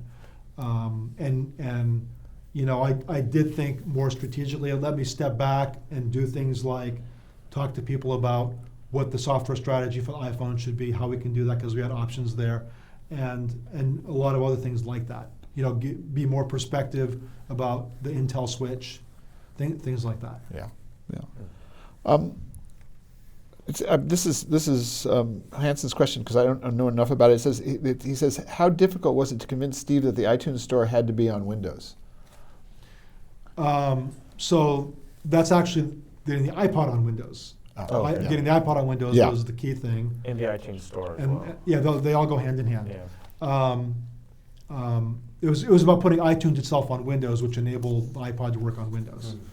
And you know, it just took time. It took time, and it took some numbers. You know, I give that decision's credit to Phil. Phil did a lot of legwork to really show what the opportunity was. by moving it over to Windows. And at some point when Steve's the only person in the room saying don't do it, and there's good data from marketing saying this makes a lot of sense, and everybody's saying this makes a lot of sense, he gets convinced. Yeah. But it took a while. So culture, I remember being kind of crestfallen, but Steve, I remember that the iTunes product, announcement and getting my 15 minutes and going in there, and Steve had clearly gone such an entertainment direction. He could see that that's where the product was going to grow. And I was still back in that camp of, the computer is a bicycle for the mind. And I wanted to see the next version of HyperCard, which was Right. dead. And he obviously understood what was happening in the world. And I don't know. Do you understand that kind of dichotomy that the PC was becoming an entertainment device, or computing was becoming entertainment centric?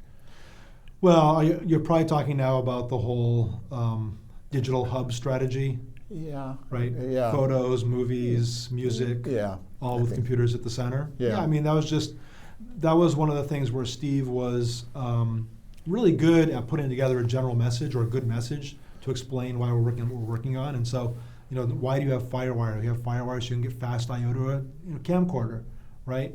And you have to have your music somewhere to sync it. At least back then, you had to sync from a computer, and you want your photos to organize on your computer so it all makes sense as a nice package. Yeah. He could have come up with something else as well. That just happens to be the one that he thought of based on the things that we were working on that all looked promising. Yeah. How much were you involved in shepherding the development of iTunes? I wasn't that involved in iTunes. iTunes was done after we acquired, what was the name of the app? SoundJam? SoundJam, yeah, SoundJam. And so we acquired SoundJam, Right. and then that morphed itself into iTunes. Right. What led you to decide to leave? Okay, so after being the chief software technology officer for a little while, I think it was almost 3, wasn't it 3 years? it was close to 3 years maybe, yeah. So a while into that, it was becoming frustrating for both me and for Steve. And it was frustrating because I was there to offer my opinions on things, and that was not good for Steve because Steve wanted to offer his opinions on things.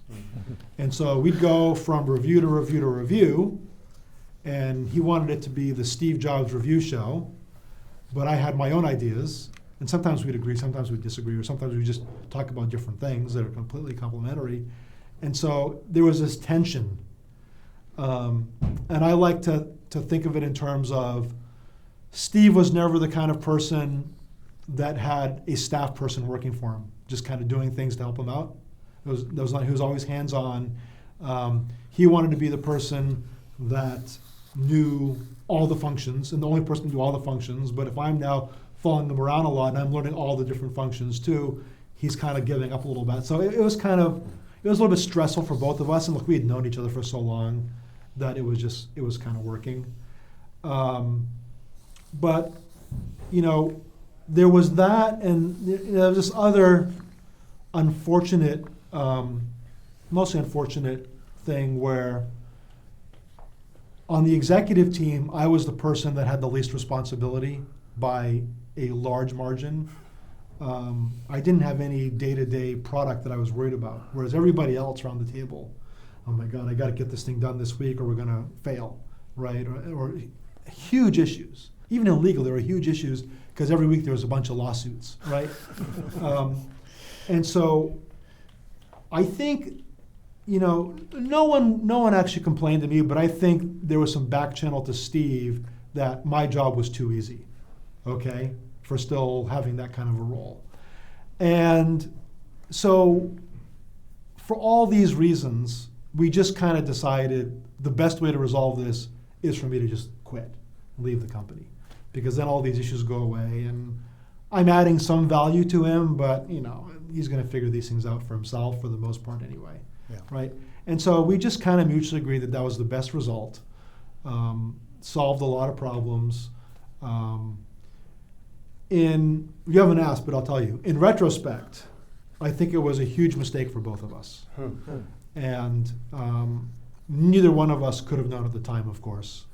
But we probably should have. And I think it was a huge mistake for both of us because, well, for me, I mean, I left just before the main inflection point of the company having massive success. Yeah. Okay, and so part of me misses being there to experience that part of it, having laid all the groundwork for it. You know what I mean? I do. And I balance that against it was hard working there, but having a similar role like that would have worked well, like with other types of CEOs maybe, it would have been interesting. Okay, so that part was wrong for me, and it was wrong for Steve because I think he really lost something by not having me around to just bounce ideas off or get sanity checks on or whatever, whether it's things going on in the market or things going on in the organization. And especially as the years went on, he became sicker, and it was harder for him to do everything he wanted to do. I think, I could have helped out even more. Yeah. So, I mean, like, it didn't hurt the company at all. It didn't really hurt me, right? Yeah. The company's fine, I'm fine. But in retrospect, I do think it was a mistake for both of us. Yet, because of who we were, it was just hard to make it work. Did you ever have a chance to have that conversation with him after? Never. Never. Yeah. No, never. And when you left, did you have a clear idea of what you would do after leaving? When I left, I assumed I was just going to retire, Yeah. which is basically what I did. Yeah. Okay. But, I thought maybe there was a chance that I would take on another operating job, maybe as a CEO of a mid-sized company that would take a chance on me as a CEO.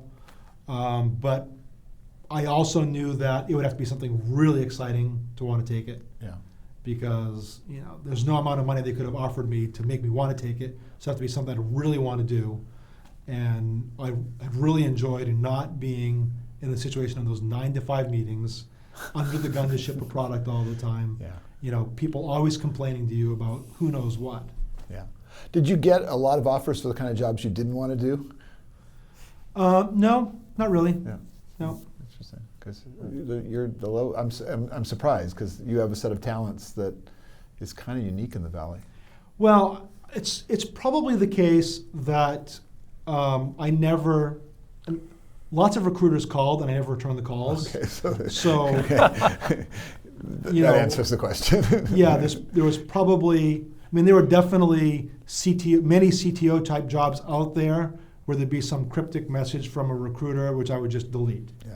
Many of those. I did do some boards. I still do some boards. That's a different kind of thing. That's a more natural thing to do.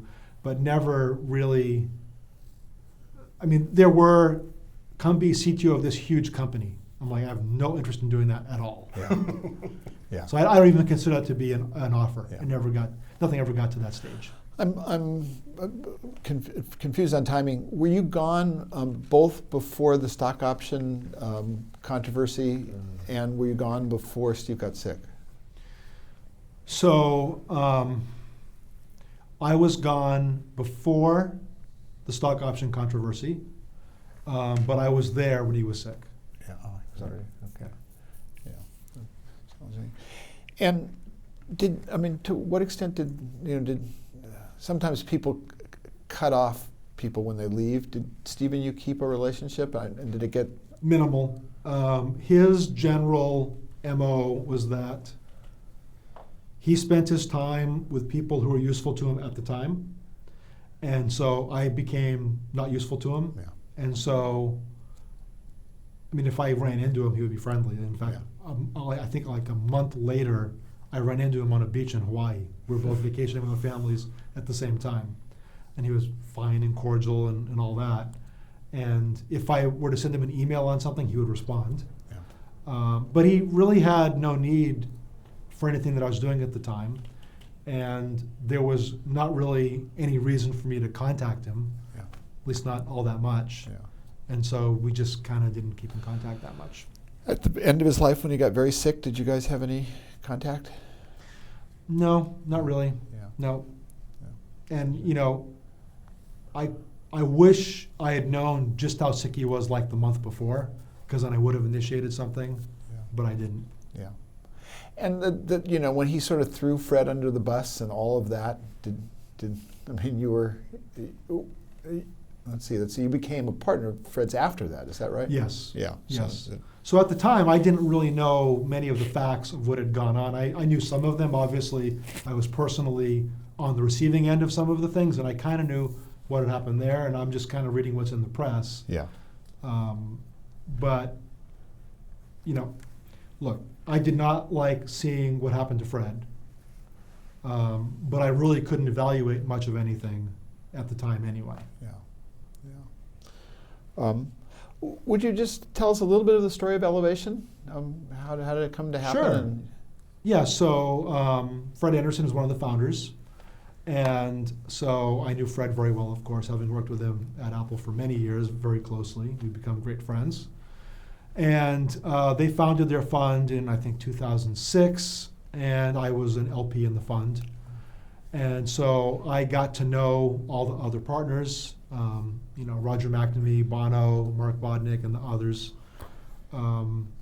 And so around at the end of 2009, they asked me if I wanted to join them as an investor. And I thought about it, and it's like, actually, this is perfect because in my, quote, retirement, I've been doing angel investing, but not a lot of it because as an engineer, I can find everything wrong with every business plan instantly. Okay, so I can find every reason not to invest in a company without thinking very hard at all. So I wouldn't invest in very many companies. And I found it to be somewhat of a lonely thing because it was just me, and I'd have to meet entrepreneurs who didn't have offices in coffee shops. It was kind of weird. Yeah. And I'm like, oh, this is great. You guys have a big fund. You do big investments, a whole investment team. Love to join you and keep investing. And so I did, and so we did. And did you get an area of responsibility in terms of the technologies or the industry, or was it not that structured? Completely unstructured. Yeah. But obviously I was the technology expert, and so whenever someone wondered, is this likely to work, I would say yes or no, or try and figure it out. I've known Roger McNamee in many roles over a long period of time. Yes. He must have been an interesting partner to have. Yes, yes, love Roger. He's a character. Interesting. I have a question. Did you ever consider starting a new company, a startup? So I did start a startup. Funny you should ask that. So I started a startup which failed because it was ahead of its time. I started a company that was the idea was to use crowdsourcing to predict the stock market. And so the idea was, if you could get lots of consumers to come to your website and to tell you what they think about various companies, then you can predict the future stock price. So consider if, let's just use Apple as an example, if people start, basically sentiment analysis, if people are feeling good about Apple because they're seeing a lot of people at Apple stores, then that's going to be a predictor of good earnings, which is a predictor of the stock price going up. Yeah. And so you would try to attract people to the website to get them to basically give you their sentiment, voting up, voting down, if you will, consumer type companies. And if you could collect enough data, and you could data mine that, so it's crowdsourcing and big data, it's getting all the keywords in here, in a crowd-based platform, right, cloud-based platform, you could now predict the stock market.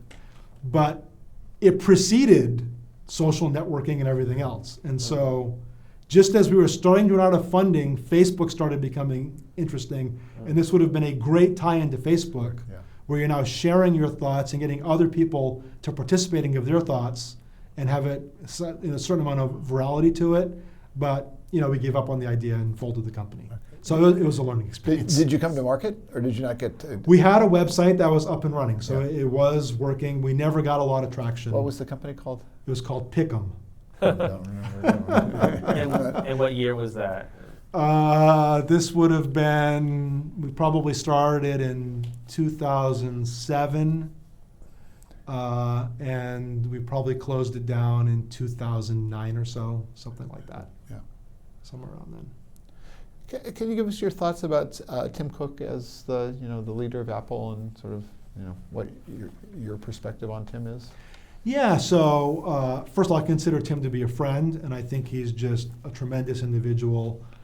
I think he has really stepped up into the new role that he has as CEO. And I've seen him grow a lot from when I knew him as a COO in terms of the kinds of things he does. I think, what else do I think? I think he's got an incredibly difficult job running this huge company and trying to, his background in operations, I think, is very useful because they have to keep the trains running on time with that kind of magnitude. Whenever they have a new product that comes out, the scale at which it comes out is enormous, and they can't afford mistakes. And I think under his leadership, they've done a really good job of that. I think, if I were to be critical at all, and I hate to be critical of Tim, again, he's a friend, and I think he's doing a great job. I mean, technology is not his strength, right? And so there's probably some innovation that they're probably not keeping quite the same pace of innovation they otherwise would.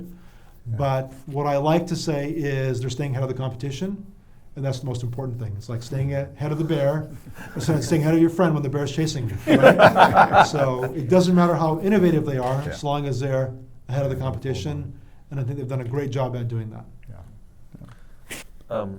What about your successors in leading software, Bertrand and Scott and now Craig Federighi? So they're all friends of mine. We all work together at Next, ironically. All very different individuals. I think they all have brought success to the job in a lot of different ways. Bertrand, of course, the techie of them all, always worried about how the tech works, less about the management parts of the job, but again, good enough to do it. I thought Scott was an incredible person, incredible engineer, incredible manager with, a couple of issues that caused him to not get along with everybody all the time. And his style of management worked great working for Steve Jobs, because Steve was okay with conflict, and Steve would mediate conflict and kind of make sure everything was taken care of. Without Steve there, Scott's style of management was not always going to work best, even though, Scott very often would make the right call at the right time. It was hard to see him ever making a bad call. And I remember, I told Scott many years before he got the job, just, work on a few things here, getting along with people, don't just manage up like you do with Steve, a few things like that, and you're gonna have this job in a few years, and he did. And some of the things I tried to get him to improve on, he didn't quite improve on enough, or else I think he'd still be there and be very successful. But great guy overall, and I think he's perfectly happy doing other things now anyway. Craig left and then came back to take the job, and I think the world of Craig as well. I think Craig has a really good balance of understanding the technology and being a good manager, maybe one of the better balances of all of them. Yeah. Trying to remember now, did you ever, Craig gets up on stage and does demos and stuff. Did you have that role? Did you do demos public? I did do some demos. So I would do them regularly at the WWDCs. Yeah. So right. there'd be a Steve keynote, and he'd invite me up for 5, 10, 15 minutes and do a demo with him. Yeah. Occasionally at a Macworld. Over time those things kind of dwindled, and Steve tended to do most of them himself. But I did do some of them. Yeah. Those as he perfected that. It started in the early '80s, but then it sort of ramped up, and they became like rock concerts. From my perspective, it was like going to rock, because it was a staged event that was, there were even like there were people cheered at the same things. One More Thing became this kind of joke for a while, and they were really quite amazing.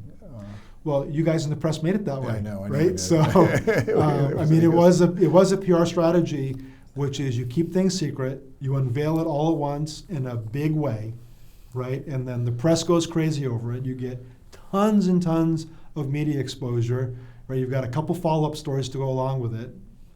Yeah. And it worked. It worked. It was really quite remarkable. I will add, it was also remarkable because the products were remarkable. Yeah. So these weren't empty keynotes, right? I mean, they were chock full of really good stuff. And, no matter how staged it was, if there was no beef there, it wasn't going to work. Yeah. There's plenty of beef. Yeah. Was it stressful to give those keynotes? Well, again, my part in them was always small, and so it wasn't that stressful. We generally knew things were going to work.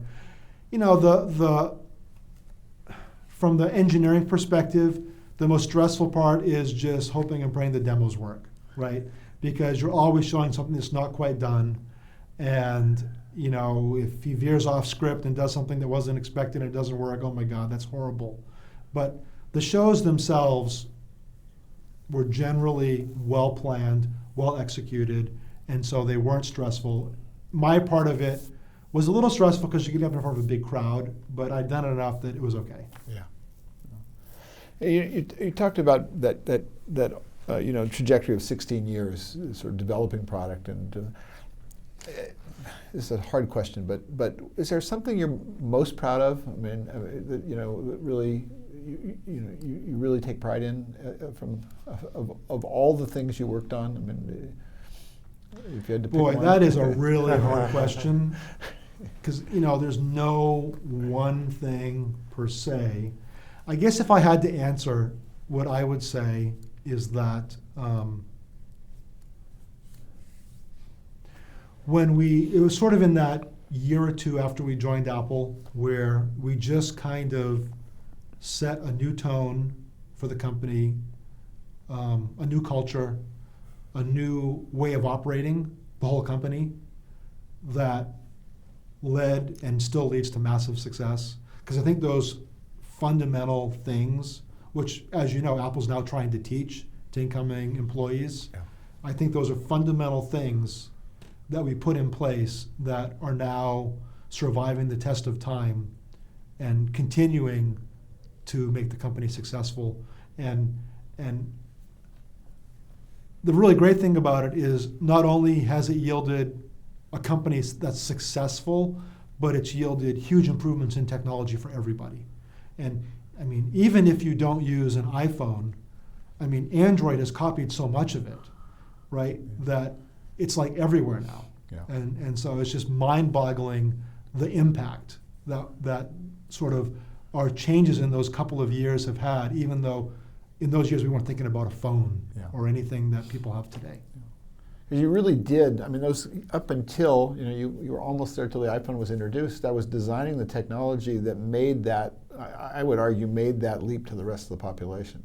Right. I mean, it was off the desktop, but it hadn't gotten out where everybody in the world could use the technology. Now we're at that point. That's right. With everybody connected all the time. Yeah.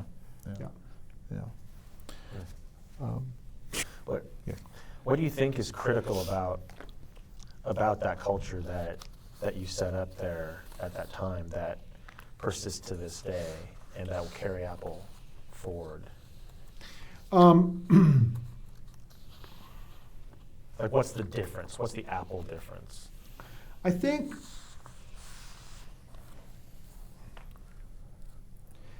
what we did, which certainly made the difference then, and I think continues to make the difference now, is this focus on exemplary technology, which means you get exemplary products by having exemplary people who focus on getting things done and getting things out. And you can kind of break any of those and you don't get success, right? Or you don't, if you don't have great people, you don't get great technology, you don't get great products. And you can have great people and great technology, but if you don't finish them and ship them, it still doesn't do any good, right? So you kind of need all these things, and these are the things that we really instilled on everybody. And there's other things like everybody working toward the same goal and stuff like that, which, really kind of ties it all together.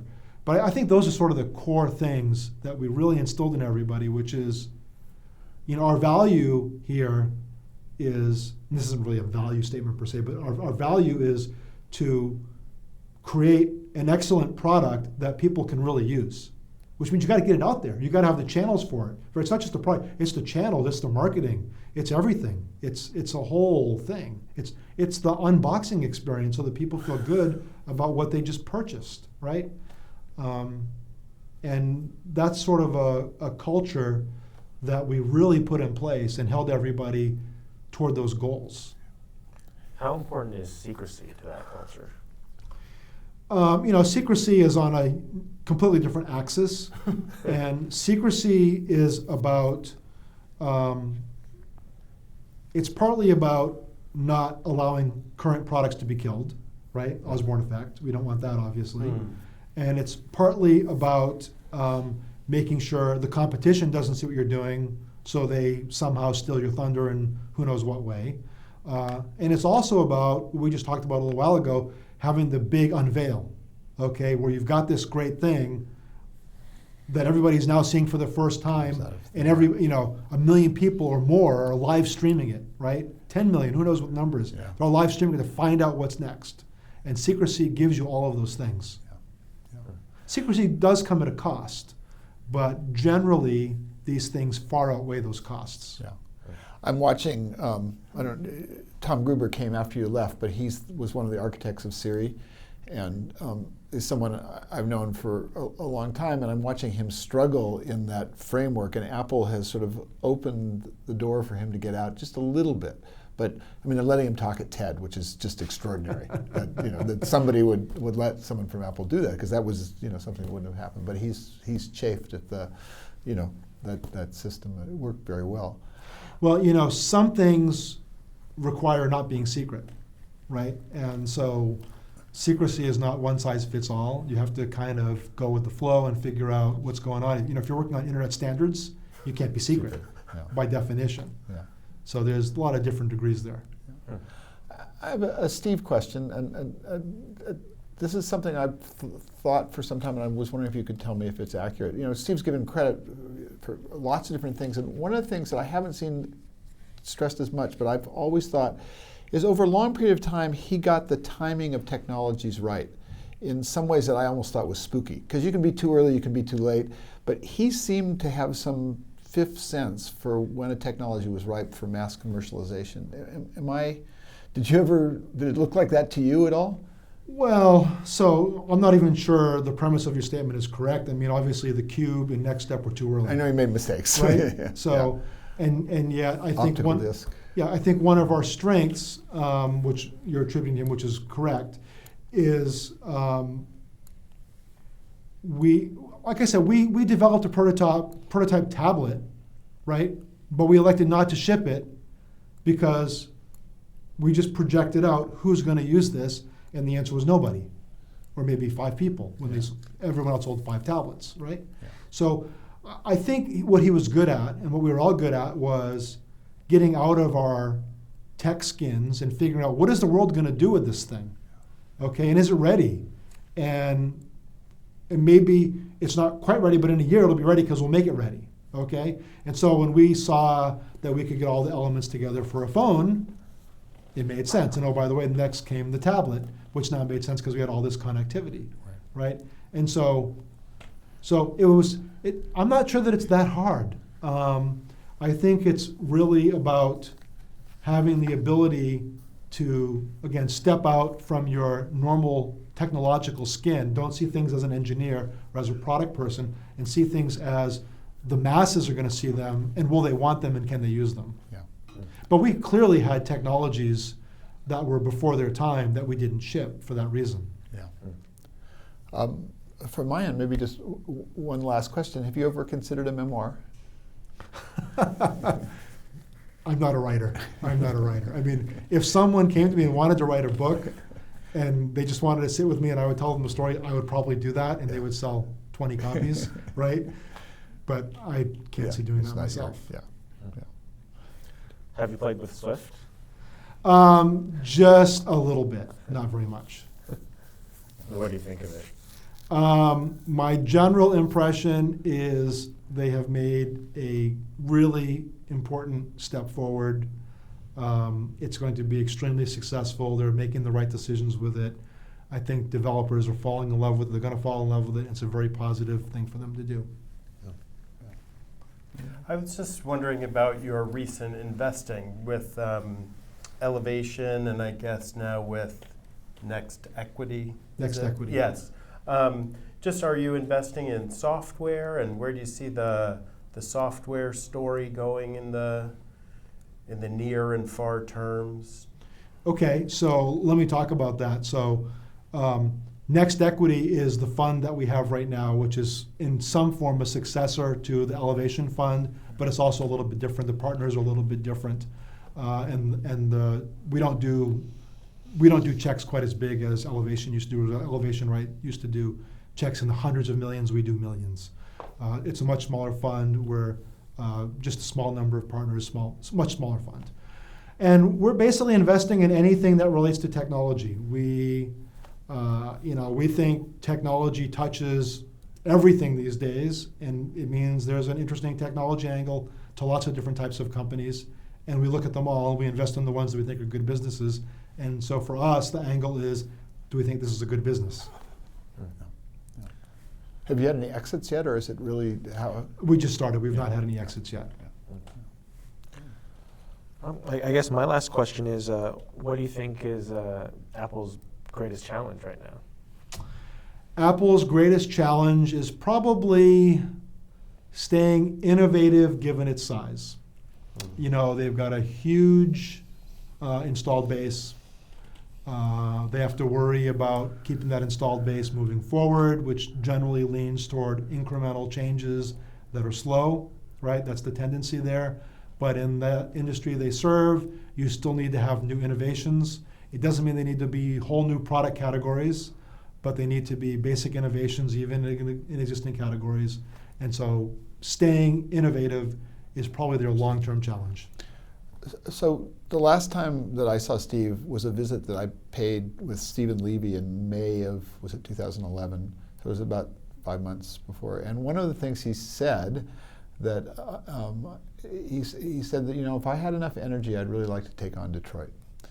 And that was very striking. And I've often wondered, I have no idea, because you saw they just got a license for testing a prototype. You know, I was wondering whether Tim Cook was sort of honoring Steve's sort of, you know, spirit or his interest in starting a self-driving car company, a self-driving car project. Well, I think at this point, it's fair to say that Tim would be pursuing things assuming he thought they made sense to pursue. Yeah. And he's on record as saying transportation is obviously a big industry, which leads people to believe that they're working on something in that space. Exactly what it is, they won't say. Yeah. But I mean, look, when you're Apple's size, to move the needle, you want to look for big industries, right? Where you can really, again, move the needle. Yeah. And there's not a lot of them. Yeah. Yeah. Have you looked at flying cars at all? Never looked at flying cars. I'd love to have one. There are a bunch of startups around. I mean, I just made a list of 14 flying car startups, including Airbus, is sort of the largest. But, well, that's from my end. That's great. Is there anything that we've missed? Yeah, what have we? That's always a good question. Oh, gee. Yeah, something burning glaring. Well, as soon as 5 minutes after we're done, as I'm driving away, I'll think of something. Oh my God, we forgot to talk about this. Yeah. There's so much that happened. It could never all be covered. Right. Yeah, I think we covered most of the highlights. Yeah. We can always do another session if we have to. Yeah. Great. I guess I don't know if this is something you'd be comfortable answering, but I was just wondering, the day that Steve passed, maybe what were your feelings then? So I remember that day well because that day I was taking my daughter to a volleyball practice, and just as we were walking into the gymnasium, my iPhone started beeping with phone calls and text messages, all from the press.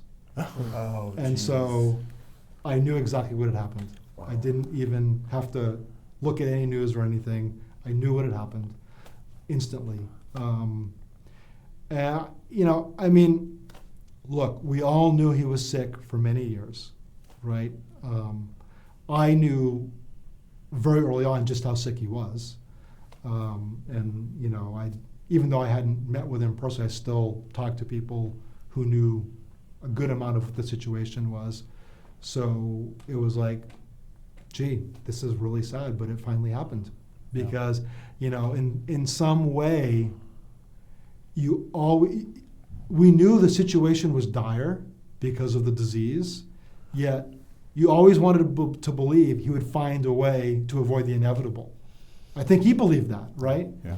And, but it was just sort of, wow, this is really sad. And then I went in and watched my daughter's volleyball practice.